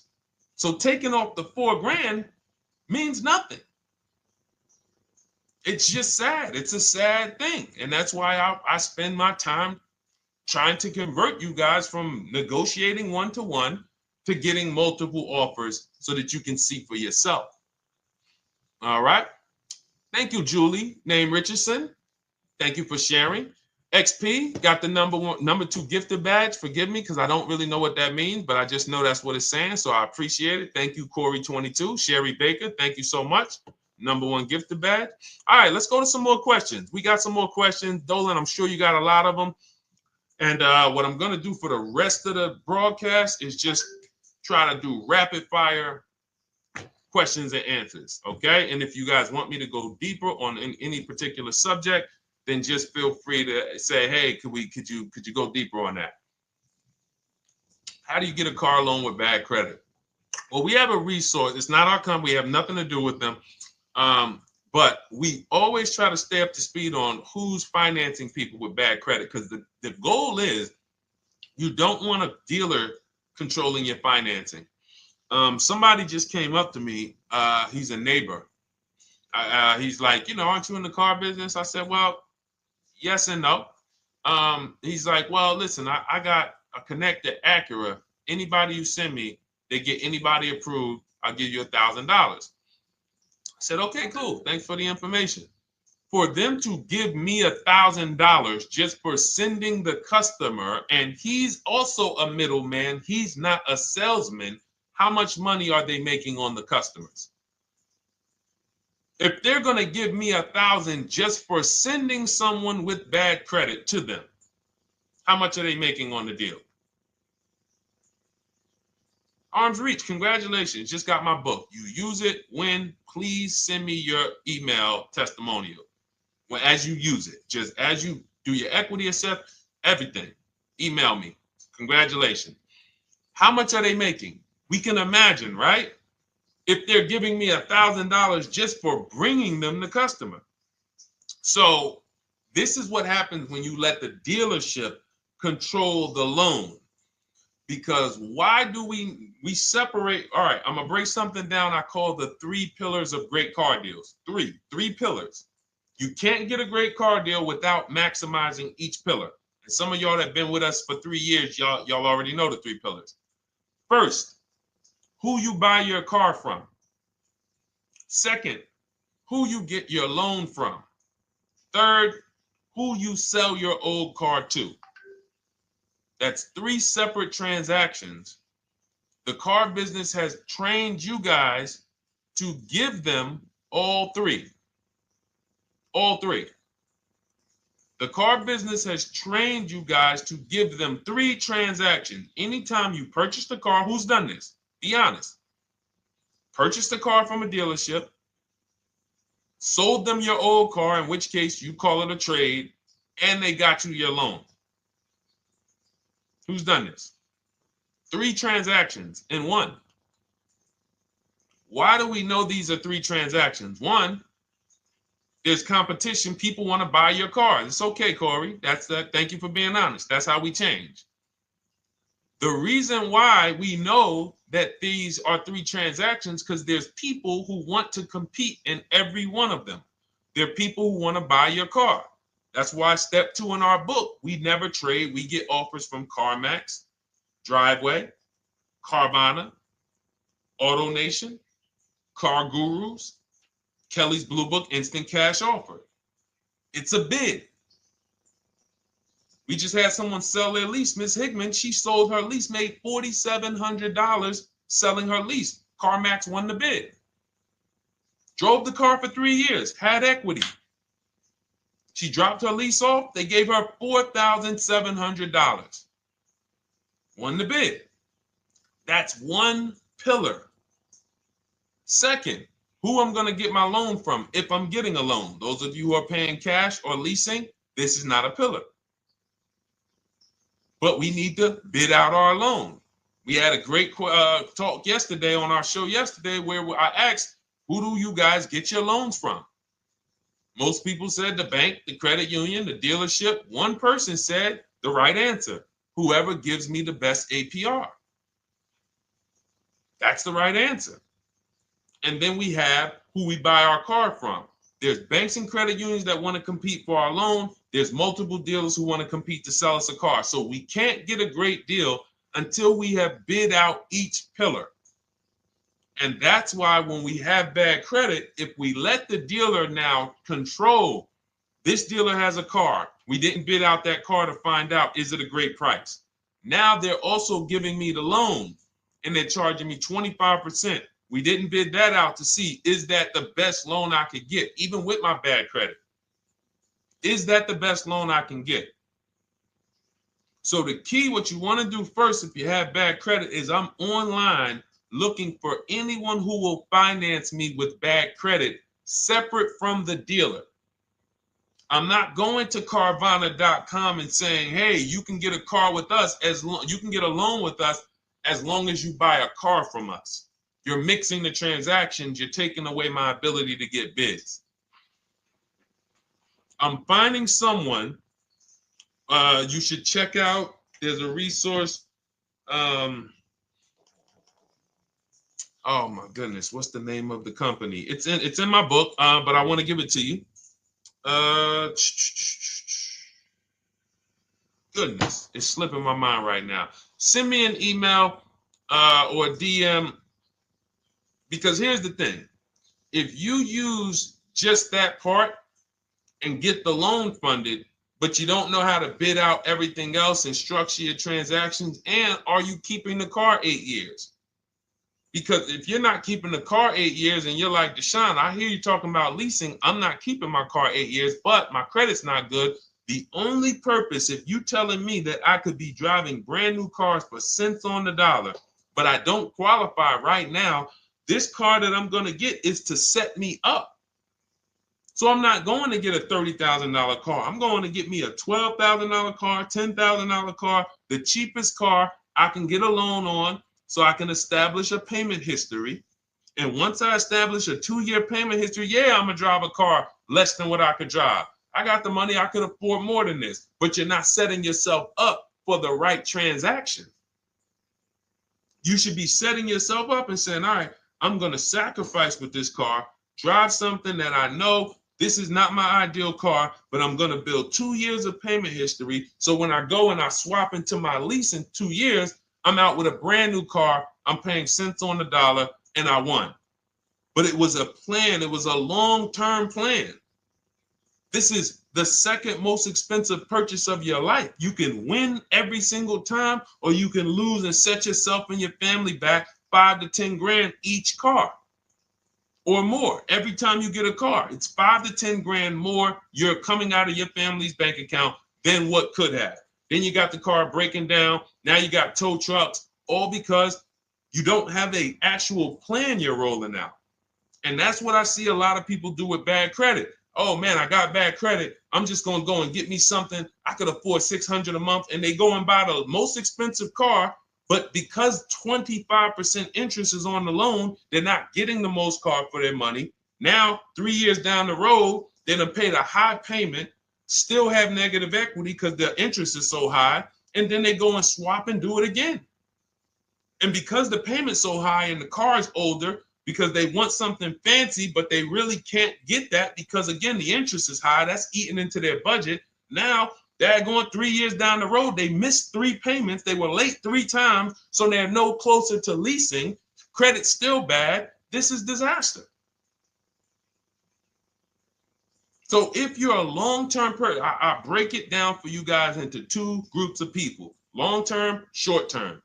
Long-term high mileage driver, short-term high mileage driver, different plan.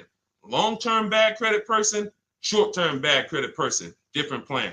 If I'm a long-term person with bad credit, here's what I'm doing: finding the absolute best car I could find, getting bids, either new cars or used cars. We got the strategies for both. You can use the marketplaces, cars.com, Car Auto Trader. We got a whole strategy for how we find used cars, but you find that car, you pay your loan of 20%, 19%, 18%, if that's the best you can get. Because here's what you're going to do. In 2 years, you're not swapping into a lease. In 2 years, you've established a payment history, you fixed your credit, and now what are we going to do? You got a quality car. You're not thinking about trading it. You're not thinking about replacing it. You're like, man, this is my car. It's a great car. I'm just paying daggone 20% interest. What do I do now after 2 years? Now that my credit is good because I got a quality car, dependable car, I'm focused on fixing my credit over 2 years. What am I going to do after 2 years? Anybody?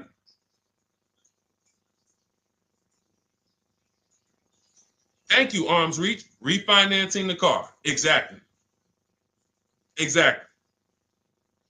So that's the bad credit long-term strategy. Great car, dependable car, car's not going to break. This car is going to last me 10 years.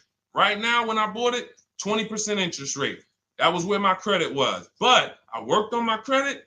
Boom. I'm a 690 now. I'm a 720 now. I'm refinancing that into a short-term, into a shorter-term loan, and I won. Pay this thing off, and I'm going to keep it. Nothing to talk about leasing. Leasing only comes into play where the 8-year rule is concerned. I'm not keeping this next car 8 years. I should be setting myself up to lease, or I should be leasing. That's how I'm going to save the most money, keep the most money in my bank account, have the best car. Not even close. Not even close. All the wins for the purchasers are after 8 years. People who are like, man, Deshone, I got a car, man. I had this thing 12 years, man. It's been paid off for 6 years. I ain't had a payment. I love it. Long-term purchaser. You won. You won. Who's in that situation? Who has a car outside that they've had for more than a decade? Paid off. You can give it to your son. You can give it to your daughter. It's an extra car.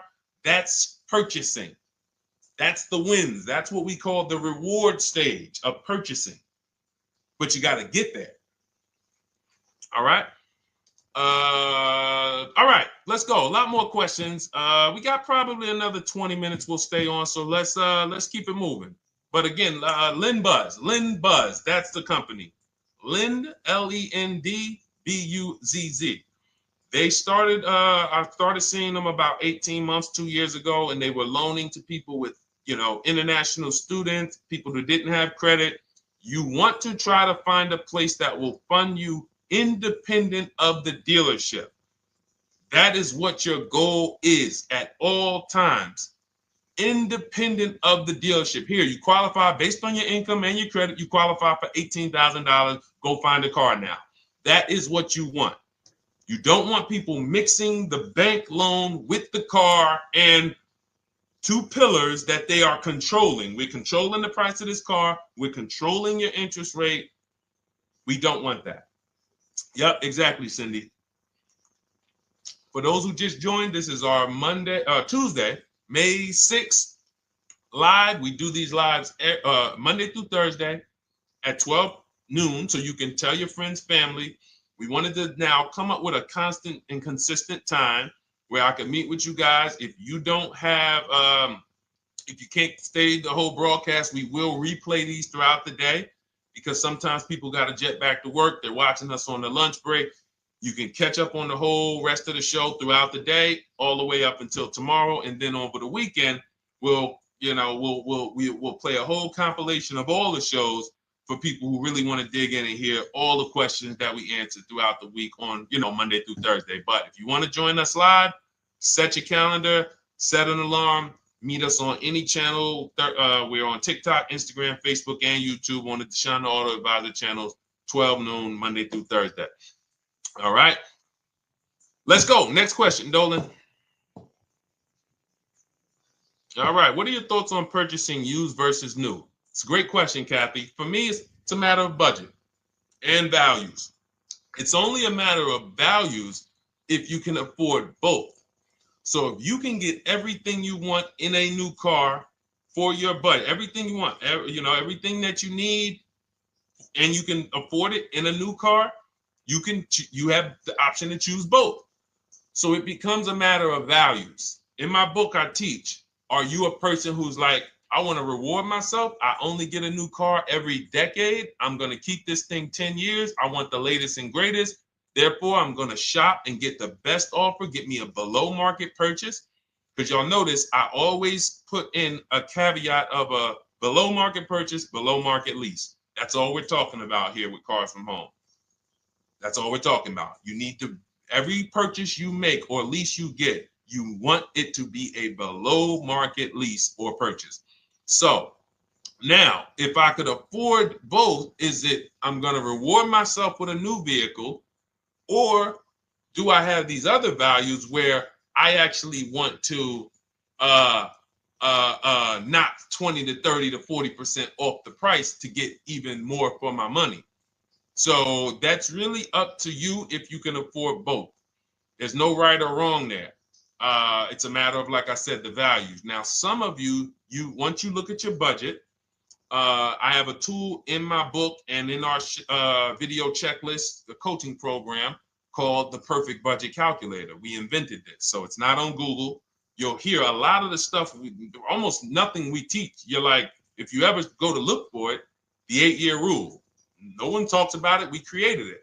This is our intellectual property that we created to teach you guys to create these boundaries, the rule of 72 and the 10th birthday, 1.5% rule for overpaying for leases. These are all things that are absolutely proprietary to Cars from Home. But one of them is this Perfect Budget Calculator. Sometimes when we're factoring budgets with most calculators, they don't include fees that we know dealers have. And I'm talking about legitimate fees, tax, documentation fee, motor vehicles. So we're putting our budgets together, but we always get caught out there. Who's had that happen? You got it all figured out. You get to the dealership, you bought the car, and they're like, well, what are you going to do with the fees? Because you got $3,000 in taxes and fees. And you're like, whoa, where'd that come from? Sometimes they're lying and sometimes it's legit. But none of these calculators factor in the fees and everything like that. So we created this Perfect Budget Calculator that does. But here's the thing. Once you find out what your budget is, even if you're budgeting with a normal calculator, just add a couple thousand to account for the taxes and the fees. But you might see, I can't get everything I want in a new car for this budget. Everything I need, I can't get for this $24,000, in which case I need to go and look for a pre-owned one. So that's why I said, in reference to your question, Kathy, what are my thoughts on purchasing used versus new? It's a matter of values and budget. Budget first, because budget will determine if you can afford both and get what you want. But if you can afford both and get what you want, then it's a matter of values. Okay? So again, everything we're going over is in my new digital book. It's called Cars from Home, 7 Steps to Saving Time, Money, and Avoiding Dealerships. It's 5-star rated. Thank you to everybody who has taken the time to rate it and review it on Goodreads.com. It means a lot. And we can't continue to get this information out without you guys. So we appreciate you. And you can get your copy instead of $97, you can get your copy for $24 as part of our welcome offer. So that's 75% off. If you go to my link in my TikTok bio, Instagram bio, the YouTube comments, and the Facebook comments, we have a link there for you guys. And you can grab it. It's a digital book, so you don't even have to wait. It'll be in your inbox by the time you jump off the stream. But make sure when you get it, you screenshot that thank you page, because it has my support team's email. Sometimes you may be rushing, you're trying to get back to the stream and you type your email in wrong. Also, as soon as you purchase, the link to open the book is right there. So it'll say open the book below. You can save it to your computer. but I would rather you get it for $24 than $97. Although we've sold a lot at $97 because people feel it's worth every dime. You're going to save thousands and thousands of dollars for the rest of your life using what's in the book. Your first transaction, you probably save $4,000 to $6,000 to $8,000 depending on the car. So $97 is great, but $24 is even better. All right. And for those of you who have a different learning style, you'll see in there, shop with Deshone. You're more of a do it with you person. Do it with me, Deshone. Okay. We have lifetime access to shop with Deshone, and I coach you personally for 6 months. So we jump on Zoom calls twice a month. And some of you who may qualify for done for you, just do it for me. If you qualify for that, we have a welcome special for that too of $300 off. So get in where you fit. And those of you who are new or you're like, Deshone, I like what you're talking about, but I still don't trust you.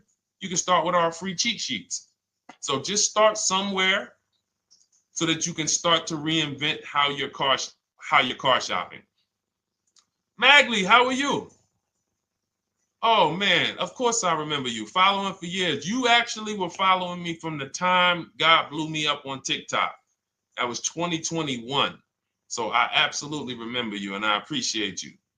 And yes, it's so good to see you. Absolutely. Absolutely good to see you. All right, Dolan, we got a couple more questions.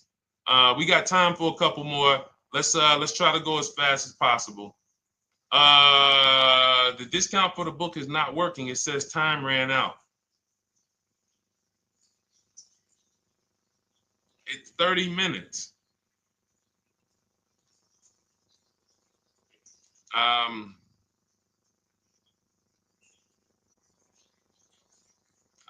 don't know. I don't know. Y'all help me out. I don't know what to do with that. I'm sorry.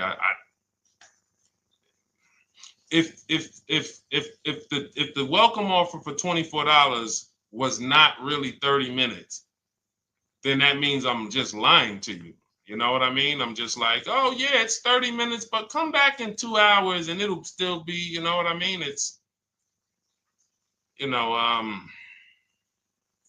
start with the cheat sheets. You know what I'm saying? Like start with the cheat sheets. Get yourself your free cheat sheets, and start there. And when you feel better about working with us in some capacity, you go to the next step. Start with the free cheat sheets. All right, let's go, Dolan. So I'm a new driver. Should I be looking to be an 8-year person or a lease person? Well, I'll tell you this. I got 3 young adults. 2 my daughter, my daughter who's 18, my niece who's 20, and then a young man that I, basically like a son to me who's in the Navy and he's 21. Well, he'll be 21 this year. So he's 20. Now, they all called me in the last 3 months because my daughter's getting her license. My daughter didn't call me. She's getting her license in the next, in June. And we've all talked about this. How should I get this car? Now, my situation when I was 22, I'd already bought a $500 Mitsubishi Eclipse. Transmission went out on me probably after 6 months. And then I bought a buy here, pay here car. This is before I got into the car business. I got into the car business, I was 22, working for Pontiac GMC Buick. So I get this buy here, pay here car. It was a quality Chevrolet Cavalier. I didn't know anything about cars, so I went to a local spot. They said, hey, put down this, just pay us $50 a week. So I did that. But 22, I had my daughter, and my boss says to me, hey, why don't you lease something? And I was already selling cars, but I just didn't think, could I even, qualify for a lease? I don't even know what I was selling them, but I'm just literally doing what most salesmen do. All right, he wants to lease. All right, what's the payment? Yeah, tell him it's this. All right, perfect. They said it's that. Oh, that's a little too high. All right, they said it's a little too high. All right, so that's what I was doing. I didn't really understand anything. That's most car salesmen. So I end up getting a Pontiac G6. I'm 22. I paid $256 a month. Now, it would have been less, but I didn't get a tier 1 approval because I didn't have, I think my credit was like mid sixes at that point. And you know, you really want to be over 670 to get most of the tier 1 approvals. But it would only raise my payment maybe 25 bucks. Wasn't a lot. Now I'm 22. I'm driving a brand new 2007. It's still 2006. 2007. I'm pulling up, brand new car, full warranty, $256 a month. At the same time, I have a friend, got a vehicle, Toyota, financed it, went in. She had, you know, we had our, she had a young child, a little older than us, maybe 1 or 2 years older than us. And then she goes and she purchases a car. $500 a month. She didn't get ripped. That's what a $20,000, $22,000 car costs. She got a Corolla. $500 a month. We're 22. Plus insurance. This is enough to break a young person, young family. I'm paying $256. She's paying $500. That right there. When I tell people that story, it's amazing to me how many people will say, Deshone, when I got my first car, my parents took me out. We financed this car. We financed this. I was paying $400, $500, $600 a month. Whether the parents were paying some of it, or they were paying some of it, or they were paying all of it. Thank you, Kathy. Appreciate you sharing. So this is what all of them, all three, well, 2 of them. I don't know about the young man. Because his parents.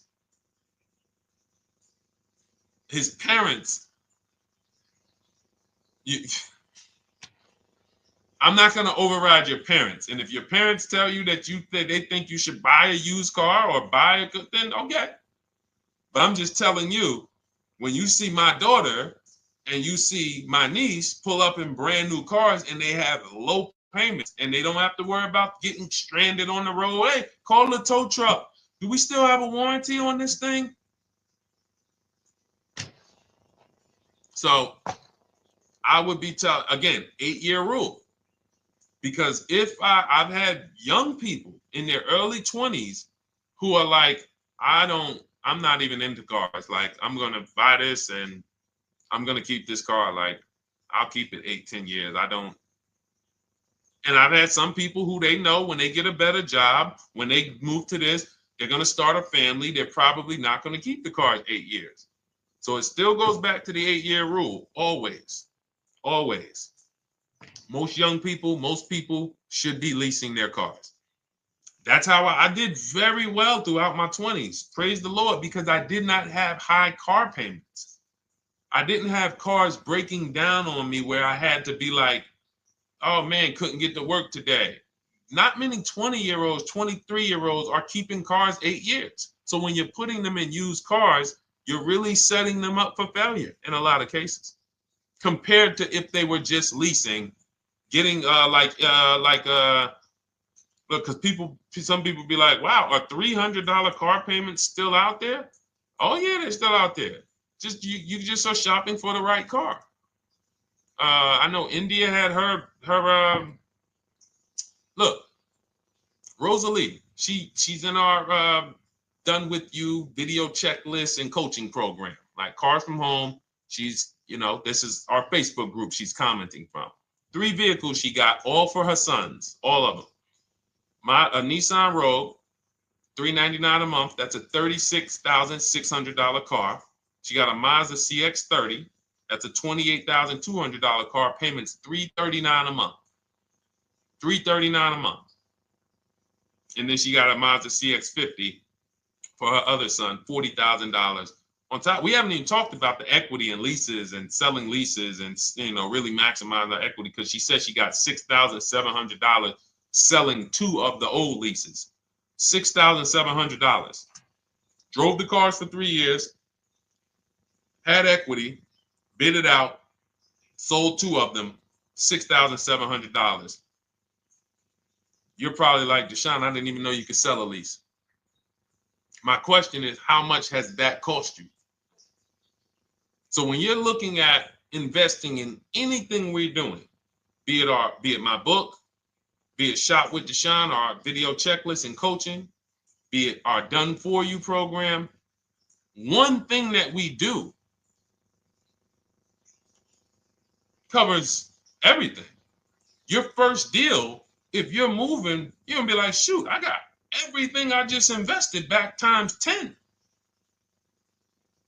That's what we hold ourselves accountable to. Just her equity alone, she made $6,700 selling 2 cars. Didn't even know I could sell leases, and I just put $6,700 in my pocket selling 2 leases. Whoa. So $300 payments. Those would be perfect cars for young people. $339, that's with no money down. Imagine if she wanted to put another $2,500 down, bring the payment down to, $275. This is the way to be moving. And those of you who are getting this, are you getting this? If you're getting this, type some dollar signs. Who's getting this? Who's getting this? Type dollar signs in the chat. Who's getting it? Let's go. Who's locked in? All right. I see you, Mario. I see you, Dane. I see you, Terry Carter. I see you. Who's getting this? Who else is getting it? Who else is locked in?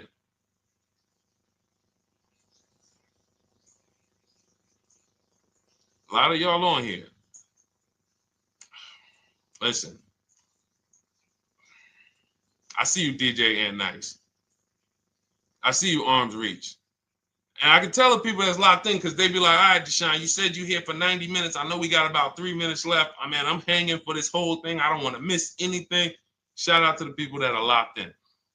All right. Go ahead, Dolan. Should the out-the-door price include your trade? First of all, that's a curse word. All right, we're going to go back to that because I got out of saying that for a while. We do not trade cars. So you probably just popped in maybe about 30 minutes ago on the stream. We were talking about the 3 pillars of great car deals: who you buy your car from, who you sell your car to, who you get your loan from. You in order to get a great deal, a below market deal, you must get a great deal from each one, which means you bid out each one. I bid out, got multiple offers for who I was going to buy my car from. I got multiple offers for who I was going to get my loan from. I got multiple offers for who I was going to sell my car to. I bid out everything, therefore I got my great deal. If you bid out this, but you don't bid out this, and somebody you get an interest rate of 7.1 when you could have got an interest rate of 5.2, you lost $2,000. Depending on the cost of your loan, how much you're financing, you lost $2,000. Yeah, you did a bid on who you bought the car from, or you didn't bid out your trade, therefore you didn't find the highest bidder. You traded your car for 14. Another bidder would have paid you 18. You lost $4,000. So you got to bid out everything. That's why we do not trade. The only people that have to trade are people with a lot of negative equity who can't pay off the difference. And that's why I am the reason for negative equity is not understanding leasing. You buy your cars, take out loans, switch the car. Negative equity. It's literally the reason for negative equity is I should have leased, but I didn't. Now I have negative equity because I'm replacing this car with a loan still on it. So out the door price will not include your other car.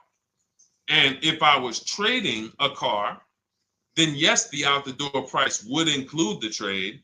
But because we do not trade cars, our out the door prices don't include the trade. Let me show you an example of what our out the door prices look like. So these are some spreadsheets for our Done For You program where we shop for clients. You can see here, this is we shop for a Subaru for this particular client. In this case, look, and you can see the MSRPs for this car is an inexpensive car, $27,000, $26,000. Look at the out the door prices, 29, 30, 30, 29, 29. These are all out the door prices with the taxes and fees. So you can see these dealers are giving either no discount or a little discount.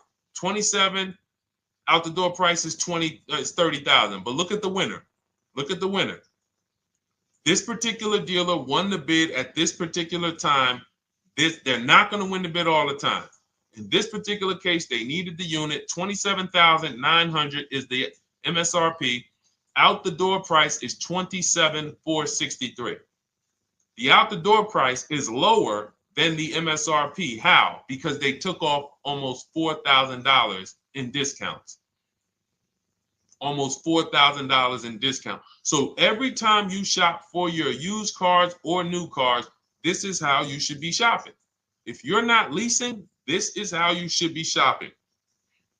I'm getting multiple offers, out the door prices, comparing who gave me the best offer. Who gave me the best offer?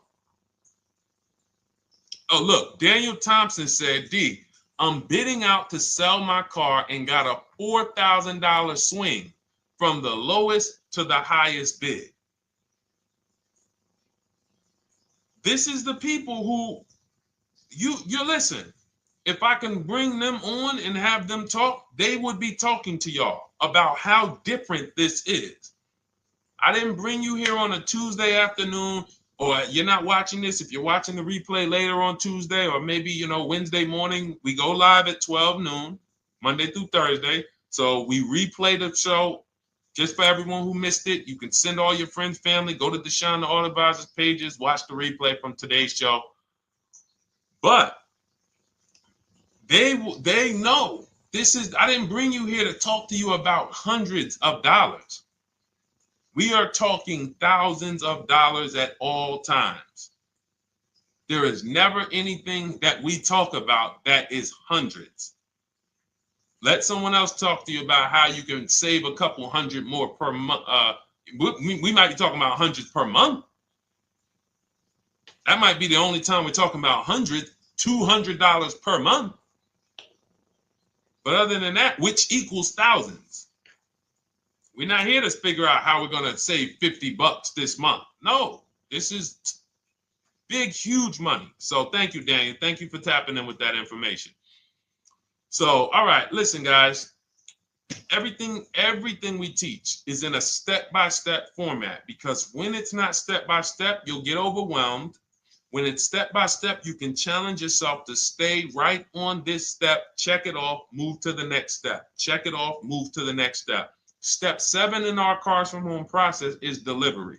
Step 6 is paperwork. Step 1 is the most important question, which is the 8-year rule. It's literally called the most important question. 8-year rule. How many years are you keeping the next car? Step 2 is the equity assessment. That's why you heard Wendell in his book testimonial. He said, I just completed the equity assessment and we got 30% more than the book value. Bidding it out. He said, I'm about to move to the next step. So everything we teach is step. Step 3 is deal structure, where we budget and we see, all right, how much car can we afford? What does a good deal look like? Step 4, we go shopping, which is choosing what we want. Shopping, looking, doing. We're not buying it. We're shopping the market. We're test driving. We are literally choosing what we want. Shopping, enjoying shopping. Step 5 is multiple offers. That's when we're in talking to dealers online, getting offers, getting bids. Step 6 is paperwork and protection to make sure that the offer we got is legit. We tied it up. Paperwork is right. We go over extended warranties, tire and wheel, maintenance plans. Do we need them? Key protection. Do we need any of this stuff? And step 7 is delivery. It is a step-by-step path. That is how people win. They're not coming into some college to learn how to be a car salesman or to learn everything I know. No, it's a path. So if you want the blueprint in book form, that's my digital book, Cars from Home, 7 Steps of Saving Time, Money, and Avoiding Dealerships. Normally $97, part of our 30-minute welcome offer. You can get yours for $24 in my TikTok bio, Instagram bio, the YouTube comments, and the Facebook comments. Click those links and then click the special $24 welcome offer. It's good for 30 minutes. And you'll save 75%. If for those of you who are like, Deshone, what about that video checklist? That is our Shop Done With You program. Cars from Home, done with you. You get lifetime access to everything we teach, all our below market videos, and it's short videos. I want you guys getting cars in 90 minutes. 90 minutes. Not shopping. The shopping might take you longer. Deciding what you want, you might be doing that for 2 months. But once you decide what you want, I want you to be able to get below market deals in 90 minutes. That's how I do it. We're not hours and hours to get these car deals. Some of these deals we make in literally 45 minutes over a 3-day period. So that is how we do it. And you'll have access to our coaching program. We do Zoom calls twice a month, first and third Wednesday. And you have a Facebook group with 1,600 people in it that have come before you in the last 3 years. And then for those of you who qualify for shop with done for me, just do it for me, Deshone. New cars, new cars and leases only. Credit score has to be over 670 FICO. Book a call with our team. Let's see if we can help you. All of those have welcome specials. The book is 75% off welcome special. Shop with Deshone is $200 off welcome special for 48 hours. And done for you is $300 off for 72 hours. All welcome specials for people to say, all right, I'm taking action. I'm going to take advantage of a lower investment for taking action immediately. And for those of you who you're still new here, you're like, Deshone, I like the information, but I need to get, can I get some free advice first? Let me test out some free advice. You can, of course, go download our cheat sheets, and that's there as well. All of that is in the Cars from Home Toolkit. So always a pleasure. We will be back tomorrow, 12 noon. Please mark your calendars, tell your friends, bring a friend, and we'll continue to, we'll continue to do what we do and try to make sure you guys have everything you need to win every car you get. I want you sending pictures with the numbers. You know you've done it right when every car you get, you have pictures with the numbers. You know people who purchase cars all the time, all post their pictures. Hey, had to upgrade. Oh, just got this. Hey, had to treat myself. Oh, watch it now. But you never see the numbers because they really are not confident in the numbers. They don't want to talk about the numbers. Everybody who shops with us, whether you're getting our book, whether you're using our stuff, and sometimes people who they piece together my social media videos and they'll get it done. But they are sending the numbers. Look at what I paid for this car. Not only did I get a great car, but look at the deal I got on the car. That's when you know, all right, you understand this thing. All right, have a great day, y'all. See you tomorrow. And if you couldn't make the whole broadcast, feel free to watch the replay. We'll be replaying it throughout the day until tomorrow's show. All right, have a great day, y'all. Thank you. God bless you.